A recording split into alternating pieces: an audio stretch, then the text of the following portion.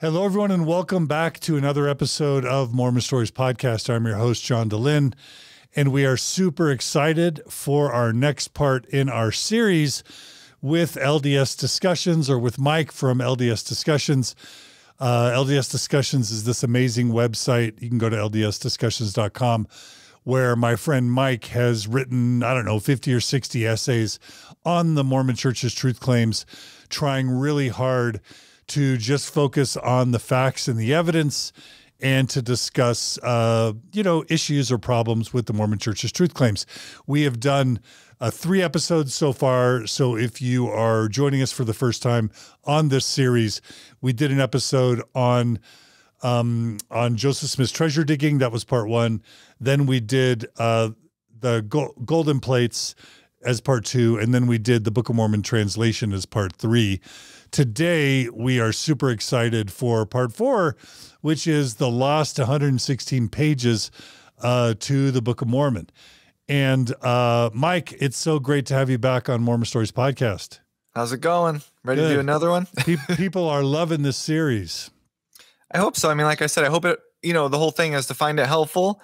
And I think to do it in a way that is, one of the things, and I know you've experienced this from people you've talked to, is people, when they read, like, say, the CES letter, it feels like you're being ambushed because it's just so much at once. And I'm hoping by doing this, doing topic by topic, a little slower, we can go over it in a way that if you're a believing member, you might not be comfortable with it, but at least you'll understand, like, it's not just us throwing out anti-Mormon stuff. And I've pointed out a few times already where, I purposely avoid some of the stuff that would be considered anti-Mormon because I don't feel it's foundationally sturdy enough. And so the whole point is to do this in a way that I'm hoping that even if you watch it as a believer, you could say, I don't agree with you, but at least you're not, I don't think you're making things up or intentionally trying to misrepresent the positions, both of the church and the evidence. And so I'm hoping this is helpful to people because it, like I said, what was for me, I was asked to do this by a believing member. And so the whole time I was doing it in my head, I was thinking, this is how I want to present it to someone who's a believer, because I don't want to sugarcoat it, but I also want to make sure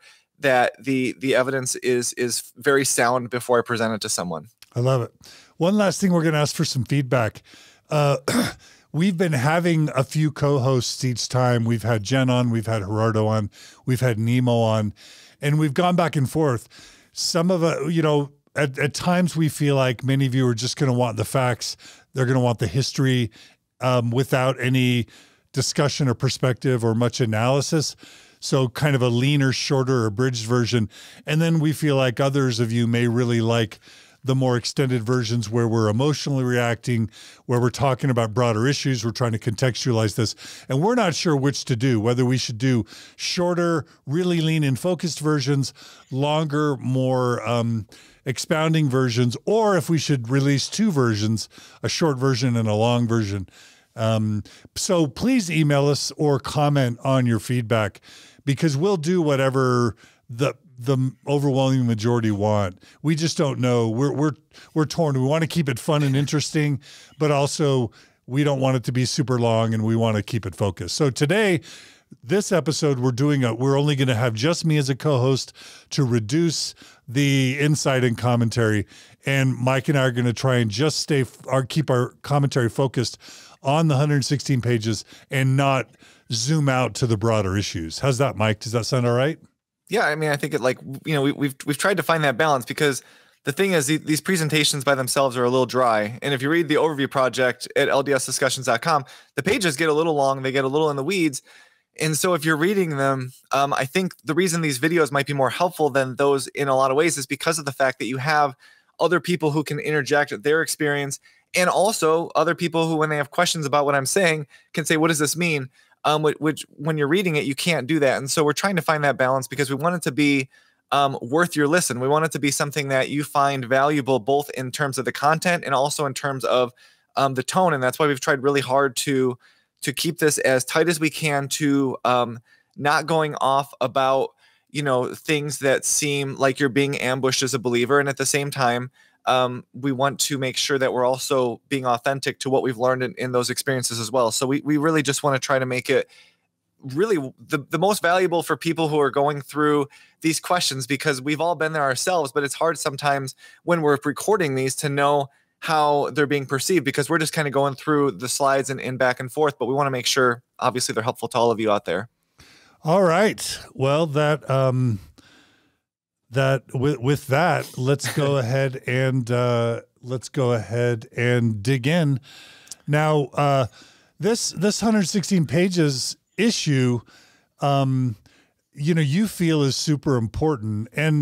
And Mike, I guess there's going to be a few people who don't even know what we mean when we talk about the 116 pages. So why don't you give it an intro, just like the 30-second version of what happened, and talk about why you think this is so important. Well, we have actually, if we go to the first slide, we can kind of do that, because we're go over why they're important. And like I teased this in the last episode. I feel like this is one of the most important overviews, in part because of the window it gives us into Joseph Smith and the Book of Mormon, but also because of the fact that you're not going to see this as much in some of the more common materials like the CS letter. And I think it's because it's a tricky one to talk about, but it's so important. And so there are three reasons that I think that this is just a really, really impactful topic. And one is, we've talked about this in the first few overviews, but Joseph Smith uses treasure digging techniques, both through his treasure digging and through the gold plates and through the translation. And as we've mentioned, every time Joseph Smith loses control of the situation, but he becomes powerless. And so in this case, not only does Joseph Smith lose his power with his peep/seer stone, but God loses any power to help him in a physical manner. And that's really important to note when you are tracking this in a secular viewpoint, where you're saying, why is it that God loses his power at the same time as Joseph Smith? And so we'll go through that as we go through the story, but you got to keep that in mind, because again, it's not just Joseph Smith that loses his power. It's God in the Revelations who loses control of the situation. And that's a really important thing that you have to acknowledge, even as a believer, with the 116 pages story. Okay. All right. That's one problem. So then, go back real quick. And then the other two real quick from the last slide are just kind of, let's see real quick.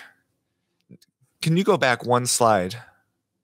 Oh, there sorry. We go. Sorry. No, it's fine. And so one of the things when I joined, I did not grow up in the church. And so my understanding of these stories was a lot less, because I didn't go through seminary. I joined after high school. So the idea of the small plates was just told to me as if it was always in the church's documentation. It was always thought of the whole time. And so it was always told to you, like, God had planned for this exact event, and he created the idea, or created a set of small plates, because he knew this was going to happen.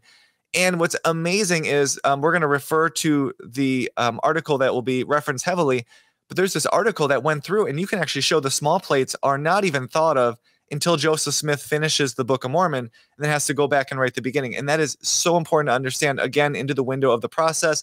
And then the third one, and this is kind of something we're going to hammer on now that we're going into the Book of Mormon text itself, but Joseph Smith leaves his fingerprints all over the text. And in the replacement text, Joseph Smith has to recreate it in a way, because he doesn't know if Lucy Harris has it. And so he has to replace this text in a way that is so vague that if she does have it, she cannot expose him. And we're going to kind of show through some of the work the Tanners did where he's doing it, and why it is so obvious now that Joseph Smith was trying to effectively cover his tracks in the replacement text. Okay.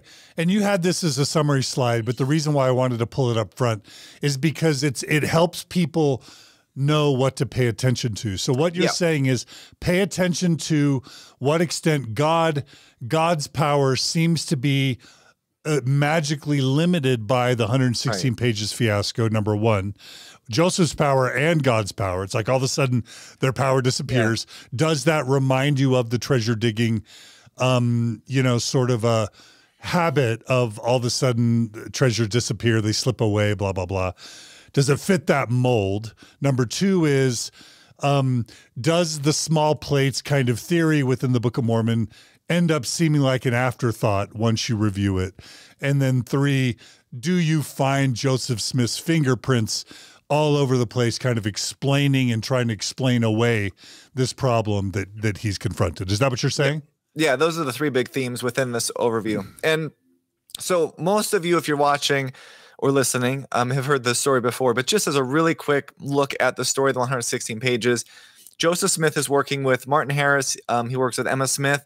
I believe there might be one or two more people that acted as scribes in that time for very short periods, but it's mostly Martin Harris and Emma Smith. And Martin Harris is told by Joseph Smith through revelation that he needs to finance the Book of Mormon.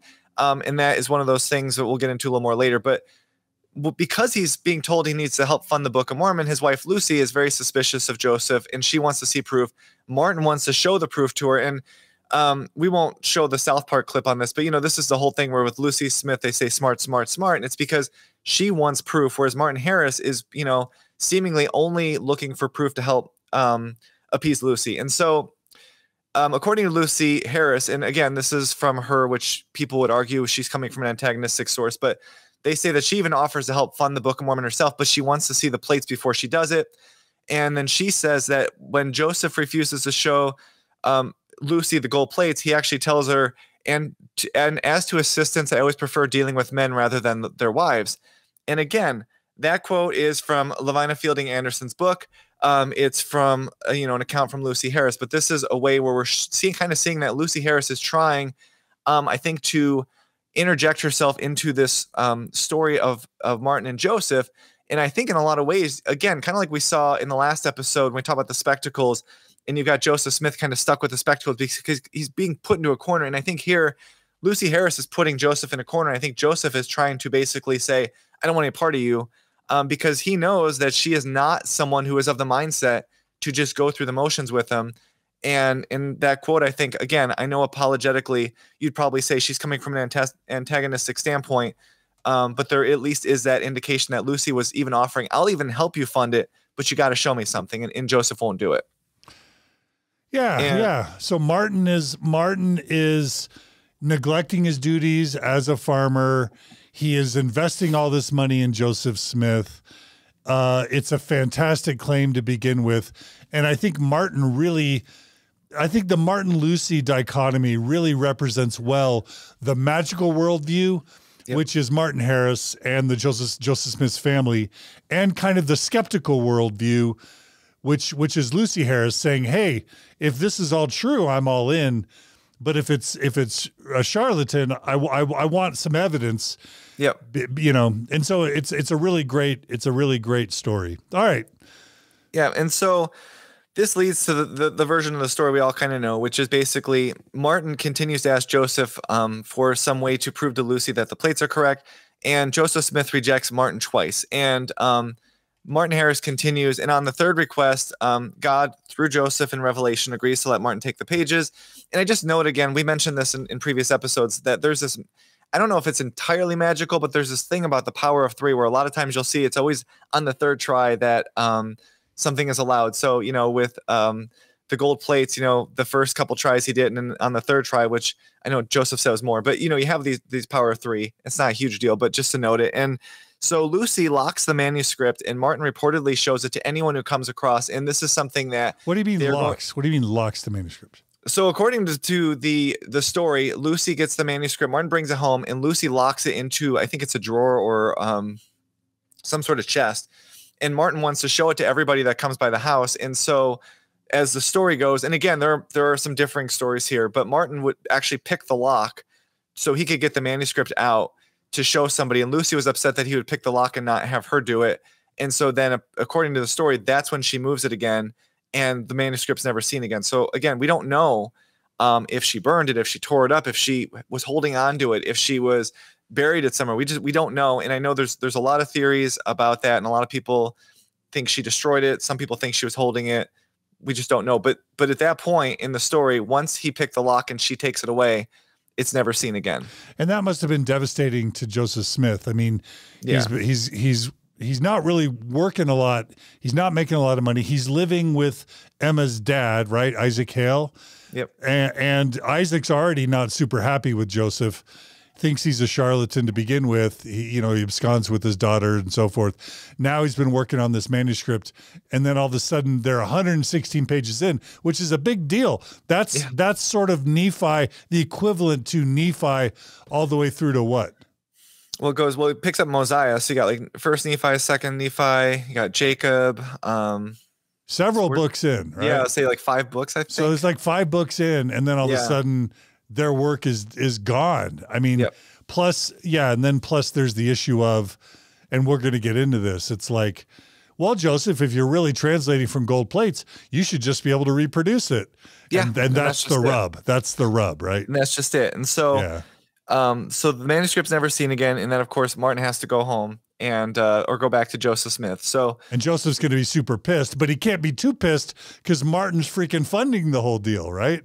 Well, he's funding it. And again, that's the whole thing. When you have control, it's a lot easier to be, calm and collected. And when you lose control, then all of a sudden you're scrambling, but you can't let people see you're scrambling. And that really is the whole thing when you're doing something. And again, you saying it's a con, I know is kind of a pejorative term, but in treasure digging, we know he wasn't seeing anything. We know he used deception with the feather story that we know came from Josiah Stoll, who was a believer. So when he's in control, he can do things like put a feather in there and make you believe that the treasure slipped, but the feather stayed. At the same time, with the manuscript, this is, one of those things where he loses control and all of a sudden in his head, it's like, what do I do to recreate this? And that goes back, and we'll get to it more, but later, but it really goes back into the translation methods as well. It blows up those whole accounts at the same time, which is another problem that we'll have going forward as we look at these topics. Yeah. Yeah. There's always this idea with things like the witnesses seeing the plates. There's always this idea that isn't explicit within Mormonism of like your spiritual eyes, seeing things with your spiritual eyes. But when you've got a hard manuscript with words, it's a lot different than like seeing a vision in the ground of a spirit guarding an alleged treasure. Yeah. As soon as you've got something physical and tangible, then it's a lot more difficult to fool people. So anyway. And that's the problem. Yeah. And that's, kind of what we talk about with the gold plates too. Yeah. All right. So if you go to the next slide, and this is very, very well known to any members of the church, but Martin goes back, tells Joseph they lost the pages, and Joseph exclaims, "Oh my God, all is lost, all is lost. What shall I do? I have sinned." And basically at this point, the production of the Book of Mormon just completely stops. And Joseph Smith attributes this to God physically taking the plates away from him and the spectacles, it would be the Urim and Thummim. And this is really important because again, we have an issue here where we're going to look and see that God has the ability to take away physical objects from Joseph Smith, which would be the plates and the Urim and Thummim, which at the time was just known as the interpreters or the spectacles. Like, are you saying that there's a suggestion that they just disappear? Yes, and so the whole point is that Joseph basically says they're gone. They were taken away by the angel. Joseph goes to the stump where wherever they would be, and they're just gone. Yeah, and they're just gone. And so, to me, that's important because one, to what we were just saying, if you don't have a physical, tangible plates that you have on the table, it's really easy to say they're gone. And in this case, if you bury them out in the woods or whatever Joseph was doing, I know there were stories that he had them in a box of beans and all that stuff, but wherever they were, it's easy for him to say they're gone because he's in control of that. That he's in control of because they're not physical, they're not around other people. And again, it shows right here that God has the ability to physically move. So in the gold plates, we have Joseph Smith needing to dig them up.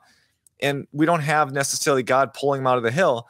In this case, we have God being able to do physical work on earth to remove the plates and the spectacles. And I'm kind of hammering on that because that's going to be important as we get going in the story, because it really shows, again, the difference between when Joseph is in control of elements of a story and when he's not, and what the limitations become, not just on Joseph, but on God as well. I mean, if I'm Lucy or just the skeptical thinker, I'm thinking immediately to myself, wait a minute, if God can just make the plates and the spectacles appear and disappear, why did he ever need an angel to make Joseph wait 4 years or however many years? And why didn't he just make him appear to Joseph Smith, visit Joseph himself and just say, hey, here are the plates? Why why was Joseph running to protect the plates, beating off people? If God could have just zoomed them away as soon as they were threatened, then why was there any of these shenanigans with Joseph and the plates? Yeah, and then like I said, that's just the whole thing. Like, and it's the inconsistency in the story, and the inconsistencies always tend to line up with, again, where Joseph's in control and where he's not. And so in this case, he's not. He is in control. He's in control right now of the story of the plates, even though he lost the pages. So it's easy for him to tell Martin, I can't continue translating. I need to take a break because God has told me, I've sinned. And because of that, he's taken away my abilities.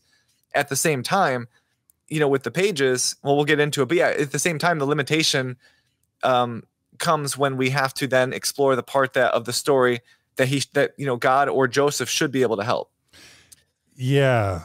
Go ahead and finish the slide, and then I want to make a couple more observations. Yeah, and so the last part is, and this is kind of like a branching off of our last episode on the translation, but Joseph Smith saying all is lost, to me, is an indication that this was never a translation but an oral dictation, because if Joseph Smith was truly translating as all of the witness accounts tell us, which is to say he's reading word for word off of the rock, and if he doesn't write it down correctly, it will not move on to the next, which tells you he can't possibly translate it wrong, because the rock itself is an active participant in changing the words every time they're written down. And so Joseph Smith, you would think, if he had lost the manuscript, would be obviously super upset, but he wouldn't say all is lost, because you would just have to redo it. It would be like if I was working on a project at home, and all of a sudden, you're assembling an IKEA furniture, and all of a sudden you get 3/4 of the way in, and you realize you put one of the panels inside out.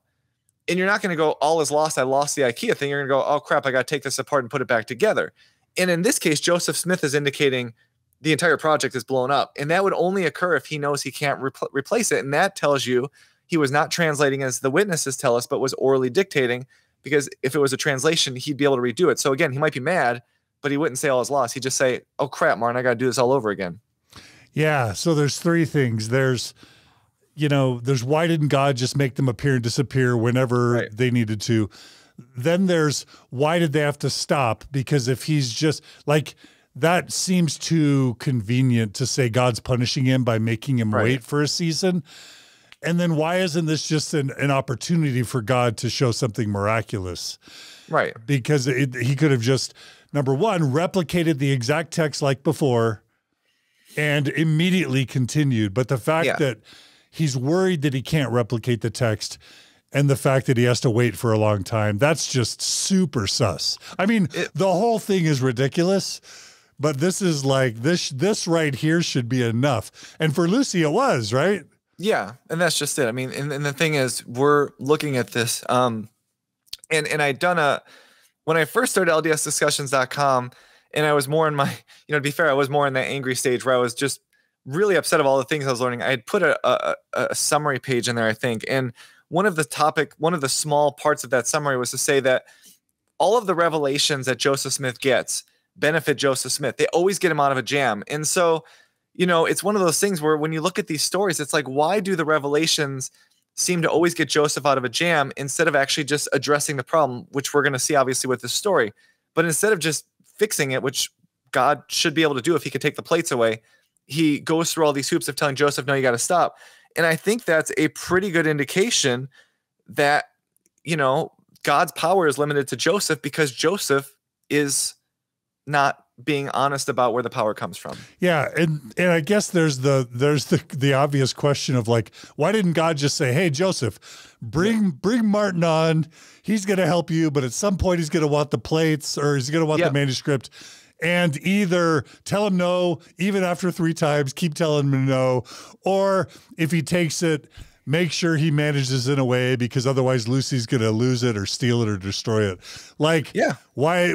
This is why we have prophets, to see things ahead of time. But then the church will fall back in, and we'll get to this, the church will fall back into, well, God lets humans make mistakes. Yeah. But then why do we need prophets at all if God just lets humans make mistakes, right? Well, and that's the whole thing, right? So we're going to have, in this particular story, we're going to have prophets, we're going to have the church telling us that all of this was foreseen, yet at the same time, you can tell when you actually dissect the story that it wasn't. And that is why, in my opinion, this is such an important topic, because when you read it, it really does seem, not that it's a throwaway story, because if you're from a critical perspective, you're going to say, this shows Joseph couldn't replace the text, which shows he was making it up. And I agree with that. But it shows you so much of a window of how Joseph Smith is creating the Book of Mormon. And when he does it, you could see how careful he is, and he leaves these fingerprints all over the scene of the crime. And I'm not calling it a crime, but just for the analogy.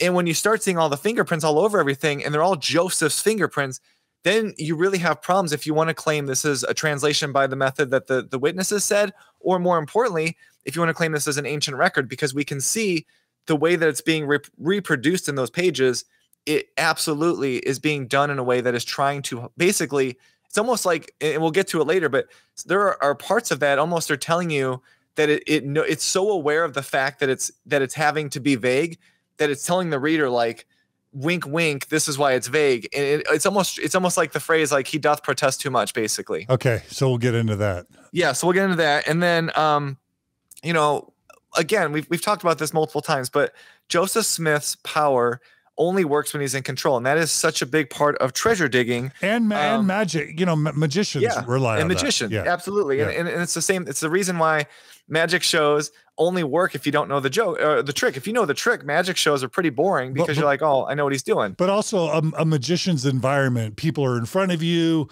You know, you control the environment to make the trick work, right? Absolutely. Yeah, absolutely. Yeah. And so that's why, to me, it's so important, because all of a sudden, when he loses control of this situation, and this is one of those ones where you can absolutely say he's losing control, everything that all of these supernatural powers just disappear. They just completely disintegrate instantly. And the best way to do this, and again, we talked about this in the gold plates episode. Emma Smith rides a horse to Joseph and says, Joseph, there are treasure diggers that are going to the hill Cumorah to find the plates that you left there. Joseph Smith pulls out the rock, tosses it in his hat, and says basically, oh, I knew, Emma, that you were coming, and I can look at the plates right now. They're all safe, all is well, there's nothing to worry about. So when Joseph Smith is in control of the situation, he can tell Emma, oh, I see the plates, they're fine. Even though there's a band of people that are going to look for him and I left him in a hollow log, nothing to worry about, which is so suspect alone. But he loses the manuscript, which we know is a real object. Like you said earlier, that's a real tangible object. And all of a sudden that seer stone can't locate anything. And so, so let me drive that point home, because I had to think about that for a second. So number one, why couldn't Joseph have just used the stone with Lucy Harris, knew that they were in trouble and predicted this ahead of time? But because if you're a skeptic and you don't believe there were plates, because the plates weren't anywhere, of course Joseph can tell Emma the plates are fine because they don't exist. Exactly. Whereas the manuscript exists, and all of a sudden Joseph can't use the seer stone to tell Emma or to protect the manuscript at all. Is that right? Yeah. And the thing is, you know, you can make the argument of like, well, why didn't God warn Joseph in the Revelation? Like, if you let Martin take him, you're going to lose him. That would be one thing that would show Joseph was a prophet, except it wouldn't, because then in theory he wouldn't bring him. But to your point, even after Lucy has him, the seer stone should be able to tell him if Lucy still has them or if she destroyed them, if she still has them, where they are. And then he could just go get them. He could send Martin and say, Martin, she put them in a little under a bench outside of outside of the house, or these other bad guys got them, and it's at 401 Downing Street, Whatever, I mean, and again, it sounds facetious, but that's the thing. This is Joseph Smith's claim powers that he can pull, and we covered that in our last few videos. We showed videos from the church where they declared without any hesitation Joseph Smith could find lost objects with his peep / seer stone. He's a seer. He's a seer. And so all of a sudden, right? Yep. And so all of a sudden he loses something that is so important to, I mean, again, going through the church's narrative, this is literally the most important thing to happen since the Bible. And all of a sudden that stone can't do anything. So can't tell them where they are or what happened to them. So a skeptic would say he can only see things that don't exist, when it's actually something that exists that's somewhere out there and he doesn't know. All of a sudden his seer powers disappear. Yeah, I mean, or he could see what he has control over. So like, there's a story where like someone loses a cow and Joseph is able to find it. And then the quote is something like, oh, Joseph Smith's able to locate things a little too easily. So he's not really seeing it because of course he moved it. But yeah, to your point, if you can't see physical objects that are around you that are that important, then how in the world are we supposed to believe any of the rest of the story? And that's why these overview projects are laid out in a way to build on each other, because we've already covered that the seer stone doesn't work. But now we're showing why, even if you want to use the church's apologetic to say, like Richard Bushman said, this was a preparation. So the seer stone prepared Joseph Smith to be able to do this work. It didn't, because the magic didn't work then, and it doesn't work now with the 116 pages. It doesn't work at any point. He only sees the undisprovable. Well, yeah, and that's just it. So it's like now all of a sudden, he loses what, again, is if you want to go with the church's narrative, one of the most important things to come through the earth, and nothing. He can't even tell if they're still there, and that's a big red flag. I don't know what more to say. That alone tells you what you need to know about Joseph Smith's ability as a seer. Yeah, this should be, I mean, okay, I'll reserve my commentary. Okay, next slide. And so the next slide is just, again, we kind of, talked about this just now, so we really don't need to go over too much more, but this shows that as soon as Joseph Smith loses control, he loses all of his power. It also shows that if you believe God is channeling through the seer stone, which is what is taught, that God loses the power to show Joseph Smith. Now, the apologetic is that God takes away the power, and so God's punishing Joseph, but that again has a lot of implications we'll get into as we go through it. And then the last one is just to say, this is the perfect opportunity for Joseph Smith to prove himself a prophet. And there's no record of Joseph Smith even claiming to say he could see him or trying to locate him, which shows me that Joseph Smith is well aware of the fact that he has no control and therefore no ability to do it. Because he's not even, there's no account that I've seen that indicates that Joseph Smith is telling those around him, I can see him and she's trying to expose me, or I can see him and she's altering him. I mean, it's kind of weird that Emma's like, Joseph, just look at your stone. Yeah. Go find him. I mean, she probably did, but he probably didn't tell anybody or write that down, right? That's just it. I mean, and so, it's like one of those things where it's like all of the signs are here, where if you told a believing member of the church this story and you said it was Scientology, Jehovah's Witnesses, David Koresh, Warren Jeffs, and they obviously, they're John probably DeLynn, John DeLynn. Yeah, or John DeLynn or me. I came and I said, I found this ancient record. Every person is going to go, you're making it up. You'd laugh us out of the room. They would, and they'd be right to do so, because if you're going to claim powers and every time you have the opportunity to prove yourself, you fail, claiming that the reason they fail is because God wants you to have faith, it really becomes indistinguishable from outright fraud, because you can make that claim. Again, we've talked about that in previous episodes as well. You can make that claim for anything. And so it just, going by the evidence at face value, it doesn't work. And that's important. And so, and I kind of referenced this a little bit ago, but one of the themes you'll see with Revelations in the church is that God is always helping Joseph out of a jam. And so this is going to be from Doctrine and Covenants 10, which is going to be written long after the event happens. So again, just like we talked about with the Book of Mormon translation, the gold plates, these accounts are being written months later. So they're being written with Joseph Smith kind of having a different perspective. But the part I want to read just says, now behold, I say unto you that because you delivered up those writings into the hands of a wicked man, you have lost them. You also lost your gift at the same time, and your mind became darkened. And behold, Satan hath put into their hearts to alter the words which you have caused to be written, or which you have translated. Behold, I say unto you that you shall not translate again those words which have gone forth out of your hands. For behold, they shall not accomplish their evil designs in lying against those words. For behold, if you should bring forth the same words, they will say that you have lied, and that you have pretended to translate, but that you have contradicted yourself. And behold, they will publish this, and Satan will harden the hearts of the people to stir them up to anger against you, that they will not believe my words. And, it's one of those things where we, why don't we just go to the next slide, actually, because we can go through some of the issues with this one. First of all, this revelation was not recorded till at least April. The Joseph Smith Papers Project actually says it was likely May, just because of the different ways the phrases being used and all of that. They think it was May, which would be basically when Joseph Smith has already been working with Oliver, and he's probably getting to the point where he needs to know what to do with the replacement text. And so this revelation is being written as a way to give Joseph a springboard to set up how he's going to replace the text. And that happens later, and we'll get to that later as well. To note again that the current Doctrine and Covenants 10 that you'll find in your scriptures is going to be different. They add a lot of stuff, and they add the term Urim and Thummim, which is not in the original. We've mentioned that repeatedly, and I just want to keep pointing that out because that is a retrofitted term that has nothing to do with the original translation, because the Urim and Thummim is an incorrect use of a translating tool anyways. And it just shows how the church is willing to, rename or rebrand biblical terms to take away the folk magic, because they don't want to say, they're trying to hide the peep stone. They're trying to hide they don't want to say peep, or they'll say seer stone, but I always say peep / seer stone because I know peep stone, it's derogatory. It's derogatory, but that's how it was referred to at the time by everyone who wasn't in the church. But seer stone, I believe, is also misleading because he never saw anything. So for me, for anyone listening, if you're like, why do you keep saying peep / seer stone? It's because I'm trying to be respectful to believing members, but also trying to mention the fact that is peep stone is how it was referred. Anyways, seer stone's literally anachronistic to call it a seer stone. Yeah, that's just it. And to call it Urim and Thummim is anachronistic. And so the whole thing is he's using the same treasure digging techniques. Yeah, we've covered that. So DNC 10 is entirely to the benefit of Joseph Smith, because even though God is chastising Joseph in this revelation, he's really chastising Martin. He calls him a wicked man, but then he kind of chastises Joseph for letting the papers go out. But again, remember, Joseph Smith asked God 3 times, and on the 3rd time he was given permission to give him to Martin.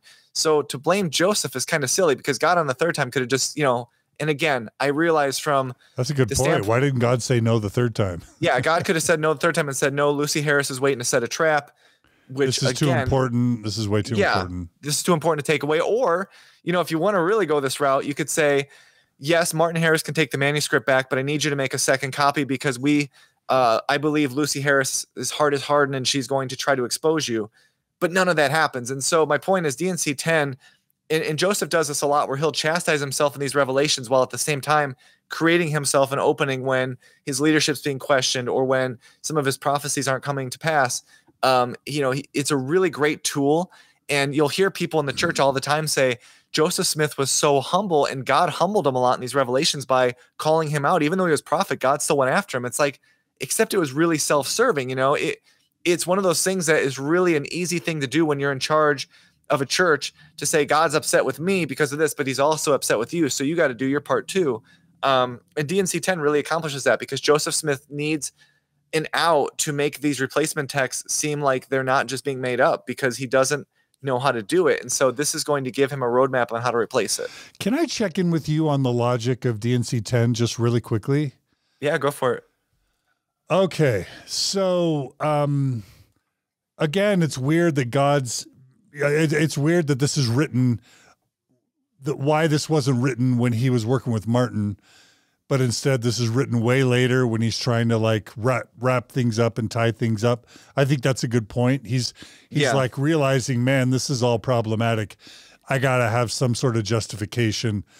And then all of a sudden the revelation comes. But I want to read this thing again.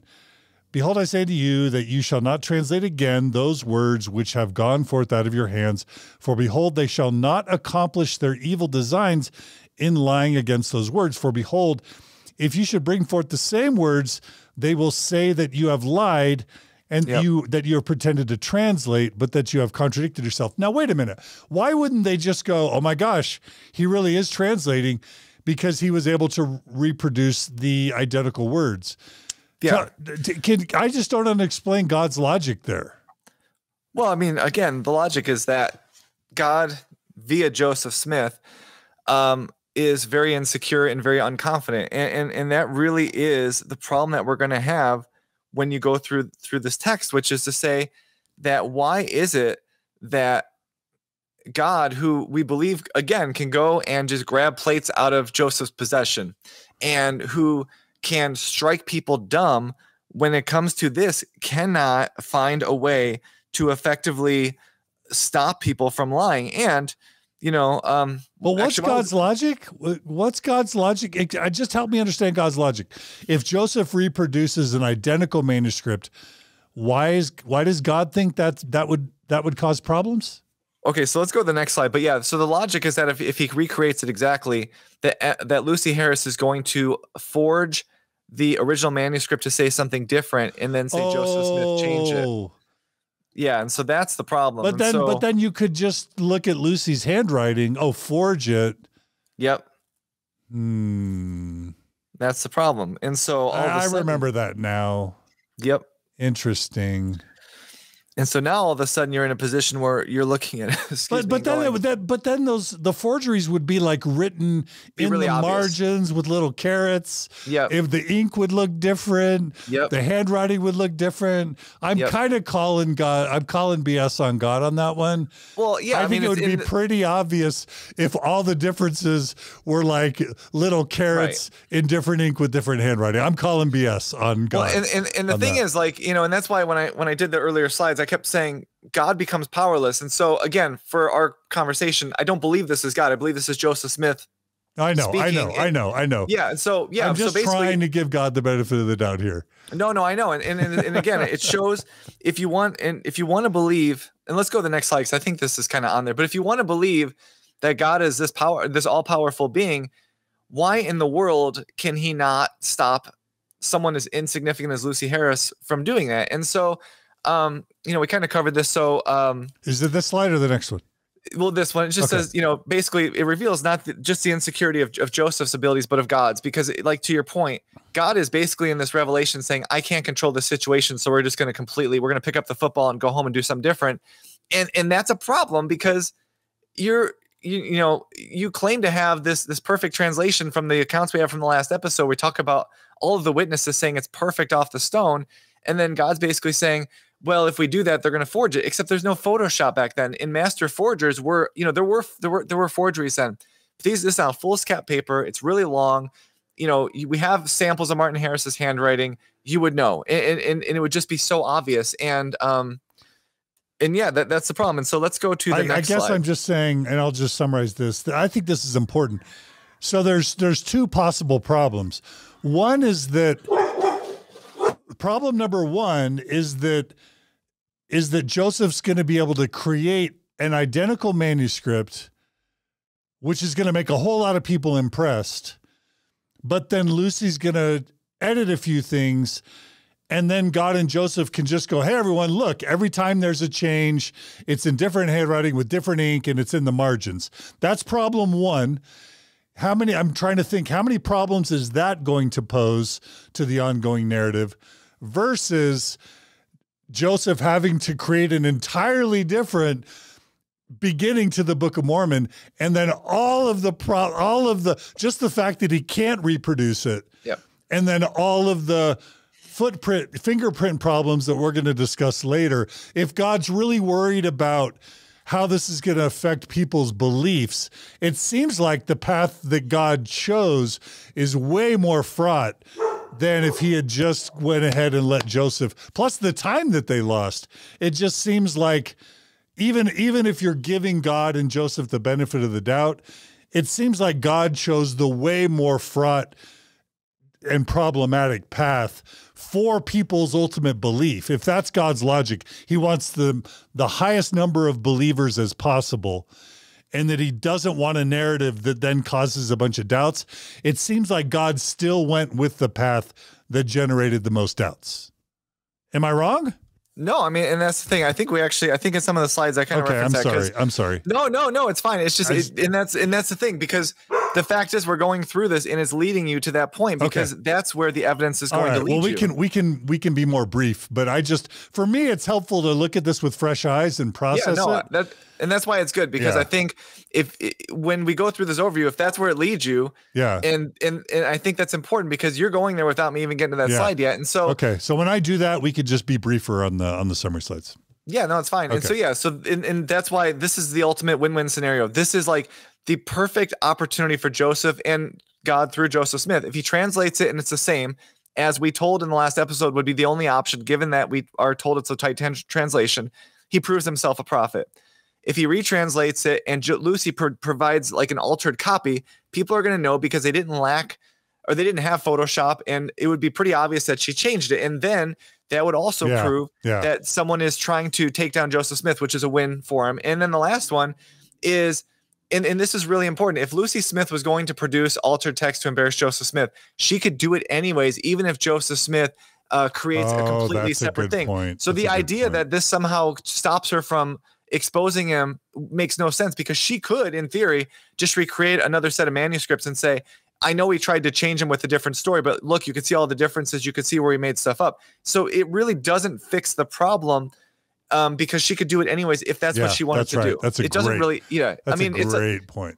All he's doing is, all this would be doing is going through all of this extra work to put a speed bump on a highway. You know what I mean? Like, it's not going to, it would slow her down for a second, and then she would regroup, just as Joseph Smith is, if you really believe this is some sort of like chess game of trying to expose him. And so all of this work that we're going to see with the replacement text is being done basically out of his own fear that she's going to expose him, when she could do it anyways.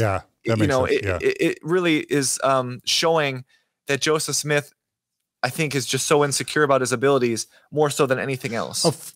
Or that it's not true what he's claiming. Well, and he knows it's not true, and he knows that he can't reproduce it because of the fact that it's an orally translated book. Again, if it was truly a tight translation, as the accounts tell us, continue. You just do it over. It would, again, it's like, it would be like if you're, your job is to data processing, and you're typing up like a a transcript and you got to type it into another sheet, and then all of a sudden the file gets deleted on accident. You just go, okay, go back to the first page. Just going to retype it out into this file. This is so great, Mike. Yeah, it's so important. But anyways, we'll keep going. There's one last point I want to make, which we all need to watch out for. There's this idea that within Mormon history and Mormon apologetics from the Mormon Church's standpoint, the house always wins. Yep. Because on the one hand, why do we even have plates at all? Why did Joseph even claim to have plates, claim to translate? Why? Why didn't Joseph just produce the Book of Mormon and say that he had plates and an angel, but no one had to ever see them? It's because the church, Joseph wanted everyone to think that this was all existing in the material world, that it's an actual history with actual prophets and actual plates, right? Yeah. I mean, that's just it. But then at any point where like all of a sudden the story becomes problematic, what do apologists always fall back on? Well, we can't have too much evidence or else people wouldn't need faith. And so you have to sort of recognize that tactic of yes, there's evidence, but then when the evidence is problematic, well, we don't want to give too much faith. It's like showing a little bit of leg, but not enough leg. Like at some point, why, the house always wins with the Mormon Church and its history. You can always fall back on an explanation when it doesn't make sense, which is God didn't want to give you too much evidence or else you would have no reason to have faith.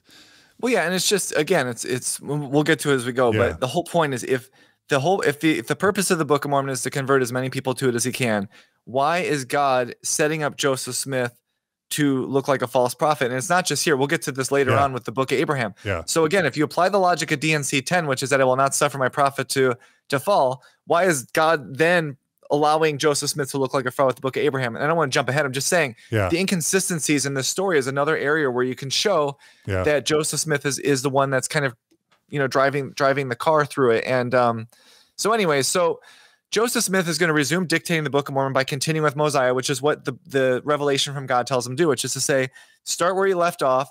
And then when you get to the end, we're going to give you this new set. And so, okay, wait, did he not stop for several months? He did. He stopped for, I want to say it was for, I think the phrase was a season, but I think he stopped for like 9 months or something. Okay. So he's pissed at Martin. He stopped for a while. He's pissed at Martin. And all of a sudden he, quote, loses the plates and loses his ability to translate. This is just for the people that don't know the story. He basically fires Martin as translator, right? And then as scribe. And then all of a sudden he's going several months. Now, presumably, I think John Haber talked about this. We probably talked about this. He's probably having to figure out during that time how he's gonna do this now that he's lost the first 116 pages and knows that he has to completely rewrite them. So what do you think Joseph's doing during the season, quote, that he's not translating? Yeah, I don't, it's funny. I don't know, because it'd be, on one hand, he might have kind of been one of those things where you just kind of go, I got to do something else for now until I can figure it out. And so maybe he's just going back to, working on the farm, or maybe he's depressed and just maybe he's depressed. I mean, that's the thing. Like, you're not going to, in a lot of ways, this is an event that kind of stops you completely dead in your tracks. And I think it forces him to try to find a way to come up with the beginning again, or how to navigate. And honestly, I don't even think he does that before Oliver Cowdery comes. And I think, Oliver Cowdery comes and they immediately start working very fast together. And it would appear that when Oliver Cowdery comes, maybe the fact that Oliver was such a believer in all of this allowed him to work faster. And then as he gets going, he finds his sea legs, I guess, and all of a sudden he's able to to navigate it. But yeah, I don't know. It's an interesting one. I know Don Bradley's written a book about the 116 pages. I haven't read the book. I've listened to some of his interviews, and this overview was written before that. And I think he talks more about the actual event of the 116 pages story in his book. But to me, what's really important is how he replaces it. But yeah, it's all speculation, because we don't have any real contemporary evidence to say that he was, kind of doing notes or anything. It just sounds like he just kind of sets it down and then picks it back up. Okay. So he fires Martin, goes several months and doesn't do anything, decides to start up again, and he brings Oliver as the new scribe. Yep. Isn't it a smoking gun, or isn't it a red flag that he doesn't just start over, but that he starts where he left off? Because you would think that if he just had the seer stone and was translating, no matter what he was doing, he would just start again from the beginning. Yeah. But the fact that he starts where he left off sort of suggests to me that there was already a narrative, like a script or an outline or a story that he was working from. And he just said, you know what, I'm going to go ahead and just finish what I was already working on, the story that I already had in my head or the outlines that I already had in my notes. I'll just finish it and then go back and figure out what to do at the beginning, right? Well, I don't think he had a script, and when we go through to the replacement text, an outline maybe, but even then, one of the things that the replacement text tells us is that the people in the beginning of the book know the ending before the middle does. So while I think he has an idea in his head how he's going to do it, he's not developed the ending, at least at that point. And so that, I think, is an indication that he is working through the story in his head, and I think that might also be why he works so hard to say that the replacement text is a different focus. It's a more religious instead of more secular. And then to your other question, I think it's a red flag because I think personally. Okay, so wait, you don't think that Joseph Smith, like how J.K. Rowling would have had to write out the whole outline? Yeah. You don't think that Joseph, when he started with Martin at the very beginning, had in his mind the basic arc, the basic characters, the basic plot from start to finish? And I'm not trying to load the question. No, I mean, it's tough because, okay, so I'll give you two things. One is I think sometimes you have an outline in your head, and then as you start doing it, you change it. And so for me, I've mentioned before, I run a small business, and before my kid was born, I worked a lot of hours because I did all of it myself. And I would sit down on the couch and I was writing a book for fun, not like one of those, it's not a masterpiece, but it's actually about the same length as the Book of Mormon. And it's one of those ones I want to get back to and edit. But the point is, when I started writing the book, I had the idea in my head what I wanted to do. So every night I would do a part of a chapter or a chapter, of the case might be. And then all of a sudden I'd get further in and I'd go, you know what? I wanted to do this, but I'm going to change it because I had thought of this better idea as I was doing this earlier part. And I think with Joseph Smith, because it's an orally dictated text, I think he has the ideas in his head of what he wants to do. But I also think he's got, and we're going to go in, some of the future overviews are going to talk about this, but he's got events that are happening around him that are going to influence the text of the Book of Mormon. And he's also got a milieu around him that's influencing the text. And so I think, to your point, he probably has a rough outline in his head of like what the story is. And I think a lot of that's built on like the mound builder myth and all that other thing. But I also think that as he's doing it, because it's orally dictated, he is allowing himself the ability to make changes. And you see that because of the replacement text. The replacement text tells us that Joseph Smith changes at least some of the events midway to the end of the book. And then when he writes the replacement text, he doesn't really realize that they're kind of late additions in the book. And so when he writes them into the replacement text, all of a sudden as a critical reader, you can look at it and say, okay, I know that the replacement text was written at the end because it knows the ending before a lot of the people in the book do. Okay, so we'll get it. This is where it kind of gets into the weeds, but it's really important. So viewers and listeners, stick with us. This is about to get technical, but there's a big payoff. I think it's important. Okay, all right. So go ahead. Thanks for helping me. We just kind of talked about this, so this will be good. So Joseph Smith continues with Mosiah, finishes the Book of Mormon, and then he's going to go back and replace the text at the end. And this is what leads Joseph Smith, who I presume to be the author of the Book of Mormon, to leave fingerprints all over the text and clues that the characters early in the Book of Mormon know the ending before the characters in the middle of the Book of Mormon do, which is an indication that it's being written by somebody as opposed to reading off of plates. Because if these plates are being written, engraved concurrently, they wouldn't know the ending of the book. And so this again tells you that this is not going to be an ancient record tightly translated by the power of God, because if so, then God is basically allowing Joseph Smith to bring in, I mean, in a lot of ways, when we talk about anachronisms, it's anachronistic to have some of these things early in the book because they're out of place. And so, that's a really important element to keep in mind as we go. And so if we go to the next, I'm just going to summarize that because it took me a second to really get that. So what everyone we need to watch for now is, so Joseph's going to do Mosiah to, 4th Nephi or whatever. He's going to finish out the book. And then he's going to replace the 116 pages. Yes. This is a clear opportunity.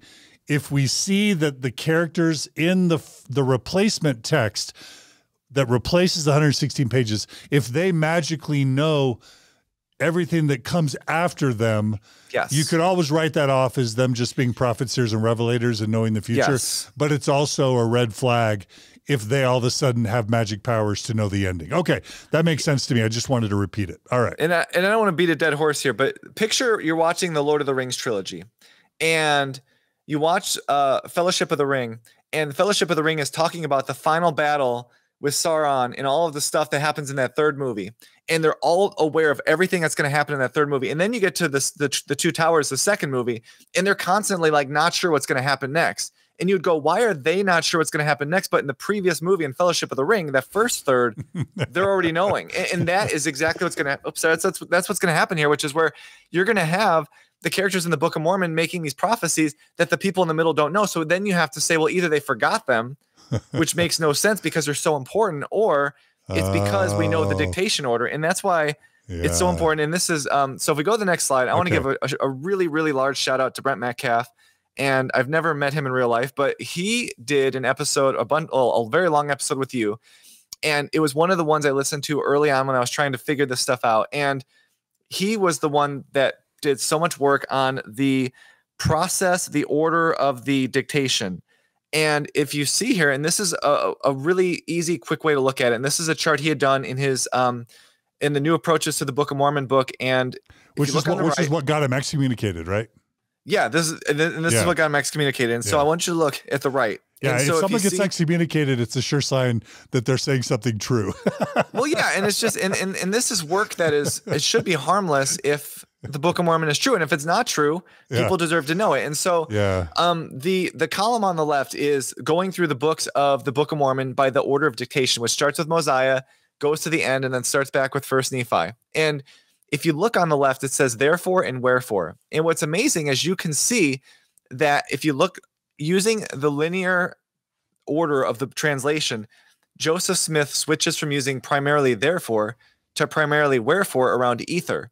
So all of a sudden in ether, it goes way more wherefore, and then in Moroni it's 38:0, and then First Nephi 98:13, 138:20. And the point is that we can tell the dictation order, and we can tell that Joseph Smith, there's a sole author because of the fact that they're using the same instances or the same patterns of wherefore and therefore before the ending of the Book of Mormon. So he starts doing that before he finishes. So otherwise you could say, well, this is because they're two sets of plates, except that this starts before Joseph would finish the translation. And then to kind of make the point even more clear, if you look at DNC, Brent Metcalfe went and did the counts here, you see the same pattern in the DNC sections if you go in order. And so what that's telling you is the person who wrote the DNC is the person who wrote the Book of Mormon. And again, if you want to make the case that Joseph is a co-author to the Book of Mormon, which a lot of apologists today are doing, you can do that. That opens up a lot of other issues we'll have to get into down the road. But the point is, just for the purposes of this chart, it's not so much that the wherefore and therefore the words themselves are significant. It's about the fact that we can show that the person who wrote the Book of Mormon changes their writing style before the ending of the Book of Mormon, and so it carries through the end into the beginning. And if you're reading the Book of Mormon in the order it's published, you wouldn't notice this. But looking at it from a linear, in the order of dictation, this is a really big clue to us as to the writing style. Okay, and so just to make sure I understand what you're saying here, you're saying that between Mosiah and the end of the Book of Mormon, Joseph started falling in love with using the word wherefore. Yes. And that as he increasingly uses the word wherefore, then all of a sudden when he picks back up into First Nephi, he's really using it a lot, and it shows this increasing trend. Is that what you're saying? Is that what Brent's saying? And again, it's not so much the trend of the words, but what it's showing is, so Joseph Smith is going to finish, he's going to do the title page, and then, Moroni, and then he's going to kick back to the beginning, right? And because he already makes this change in ether, he's already changed his writing style in ether, and then he carries that into First Nephi, which tells you that the replacement text is being written by the same person who wrote the Book of Mormon, and not from some second set of plates that we're going to be told is created. And so it just shows that you have the same author, and because of those tendencies with where, therefore, and wherefore, we can show that that tendency started before the end of the book and then carries over back into the beginning. Well, okay. And I just want to make sure I understand it, because these types of things can get lost on people. It's very confusing. It's technical. So I hear you saying two things.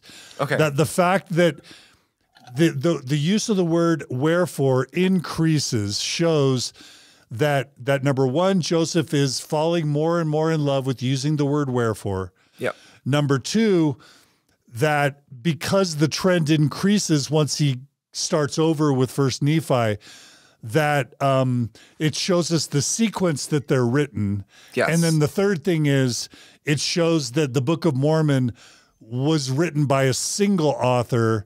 Yes. Versus individual authors, although I guess the apologetic is that because Moroni's abridging this, right, that it's Moroni that's falling in love. You could theorize that it's Moroni that's falling in love with the with the Reformed Egyptian equivalent to the word wherefore, but that's kind of silly. Well. And so basically, and the first point doesn't matter. The actual word wherefore and therefore doesn't matter. But yeah, it's to show that basically we're told these are on two different sets of plates, and yet the writing style carries over from the first one directly into the second one, which is a problem if you want to believe they're two distinctly different sets of plates. And then it also, as Brent Metcalfe did such a great job of, it just helps you to establish the order of production, which I think every major, like mainstream Mormon scholar believing scholars that work for the church would all agree to the Mosiah priority dictation order now. Yeah, for sure. And then someone would look at the wherefore column with the final Enos, Jeremiah, and Words of Mormon and see the dropping off. But is that just because there's shorter chapters?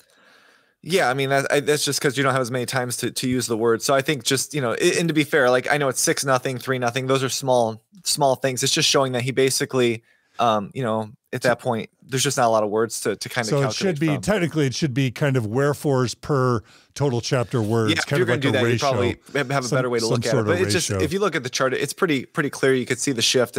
But also he's falling out of love with therefore as well. Yeah, and the fact that you could see that shift in the DNC as well, I think is important, just because, again, it shows the author of the DNC is also the author. And I know the apologetic would be to say, well, God's channeling the words to him, so that's why they're changing. But then you'd have to say, well, why is God changing his writing style? Because that again opens up a lot of problems. So, and then finally, to your point, you could just say, well, of course, this is where Bushman has receded to now. It's like, well, Joseph influenced the text. It's Joseph's in there. That's why we have inaccuracies and anachronisms. But then at that point, we've got the tight translation, which how do you account for the tight translation? Yeah. And that's just it. So I mean, like Michael Ash has a book that says the same thing, where he's a co-author. But again, if you do that, you have to account for the different parts. So thank you for letting me talk through this. But this is the type of stuff where my eyes glaze over, and I never really learn it. So if I don't slow down and think it through. And I know there's smarter people out there that immediately get it. And I'm just asking everyone to please forgive us, because there's some of us are slower thinkers. So. No, and when I did the overview, it's the same thing. It's confusing because there's a lot of things you're going back and forth. But once you kind of establish it, it's so good. So anyway, I'm going to use a lot of material from Brent Metcalfe because it's really important. And so he talks about how the early part of the Book of Mormon knows about Jesus before literally anyone else in the world. So Brent Metcalfe is going to say, he says in his writing, enveloping is particularly evident in discussion of the advent of Jesus. For example, early in the narrative, Nephi relates that Lehi, an angel, and the prophets had all predicted that Jesus would be born 600 years from the time Lehi left Jerusalem. However, subsequent Book of Mormon prophets seem unaware of these extraordinary oracles. At a Nephite revival, King Benjamin comments that the time cometh and is not far distant that the Lord shall come down from heaven and shall dwell in a tabernacle of clay. And Brent Metcalfe notes that this is surprising because the scriptures that he would possess on these plates already told him that this is not going to occur for another over 120 years away. And so why is King Benjamin saying that the time is soon when he already would have, if we would believe, that there's a small set of plates, he would already have the prophecy that it's still over 120 years away. It really makes no sense. So are you saying, and I'm sorry, again, I'm just thinking this through. Are you saying that when Joseph started with Mosiah, he's not sure what's going to happen, right? And how he's going to end the book? Yep. And so the prophets like King Benjamin also don't know how he's going to end the book. But then by the time he ends the book, Jesus is coming, and so forth. And then all of a sudden, the earliest prophets like Nephi and others, now they know things that Benjamin didn't know.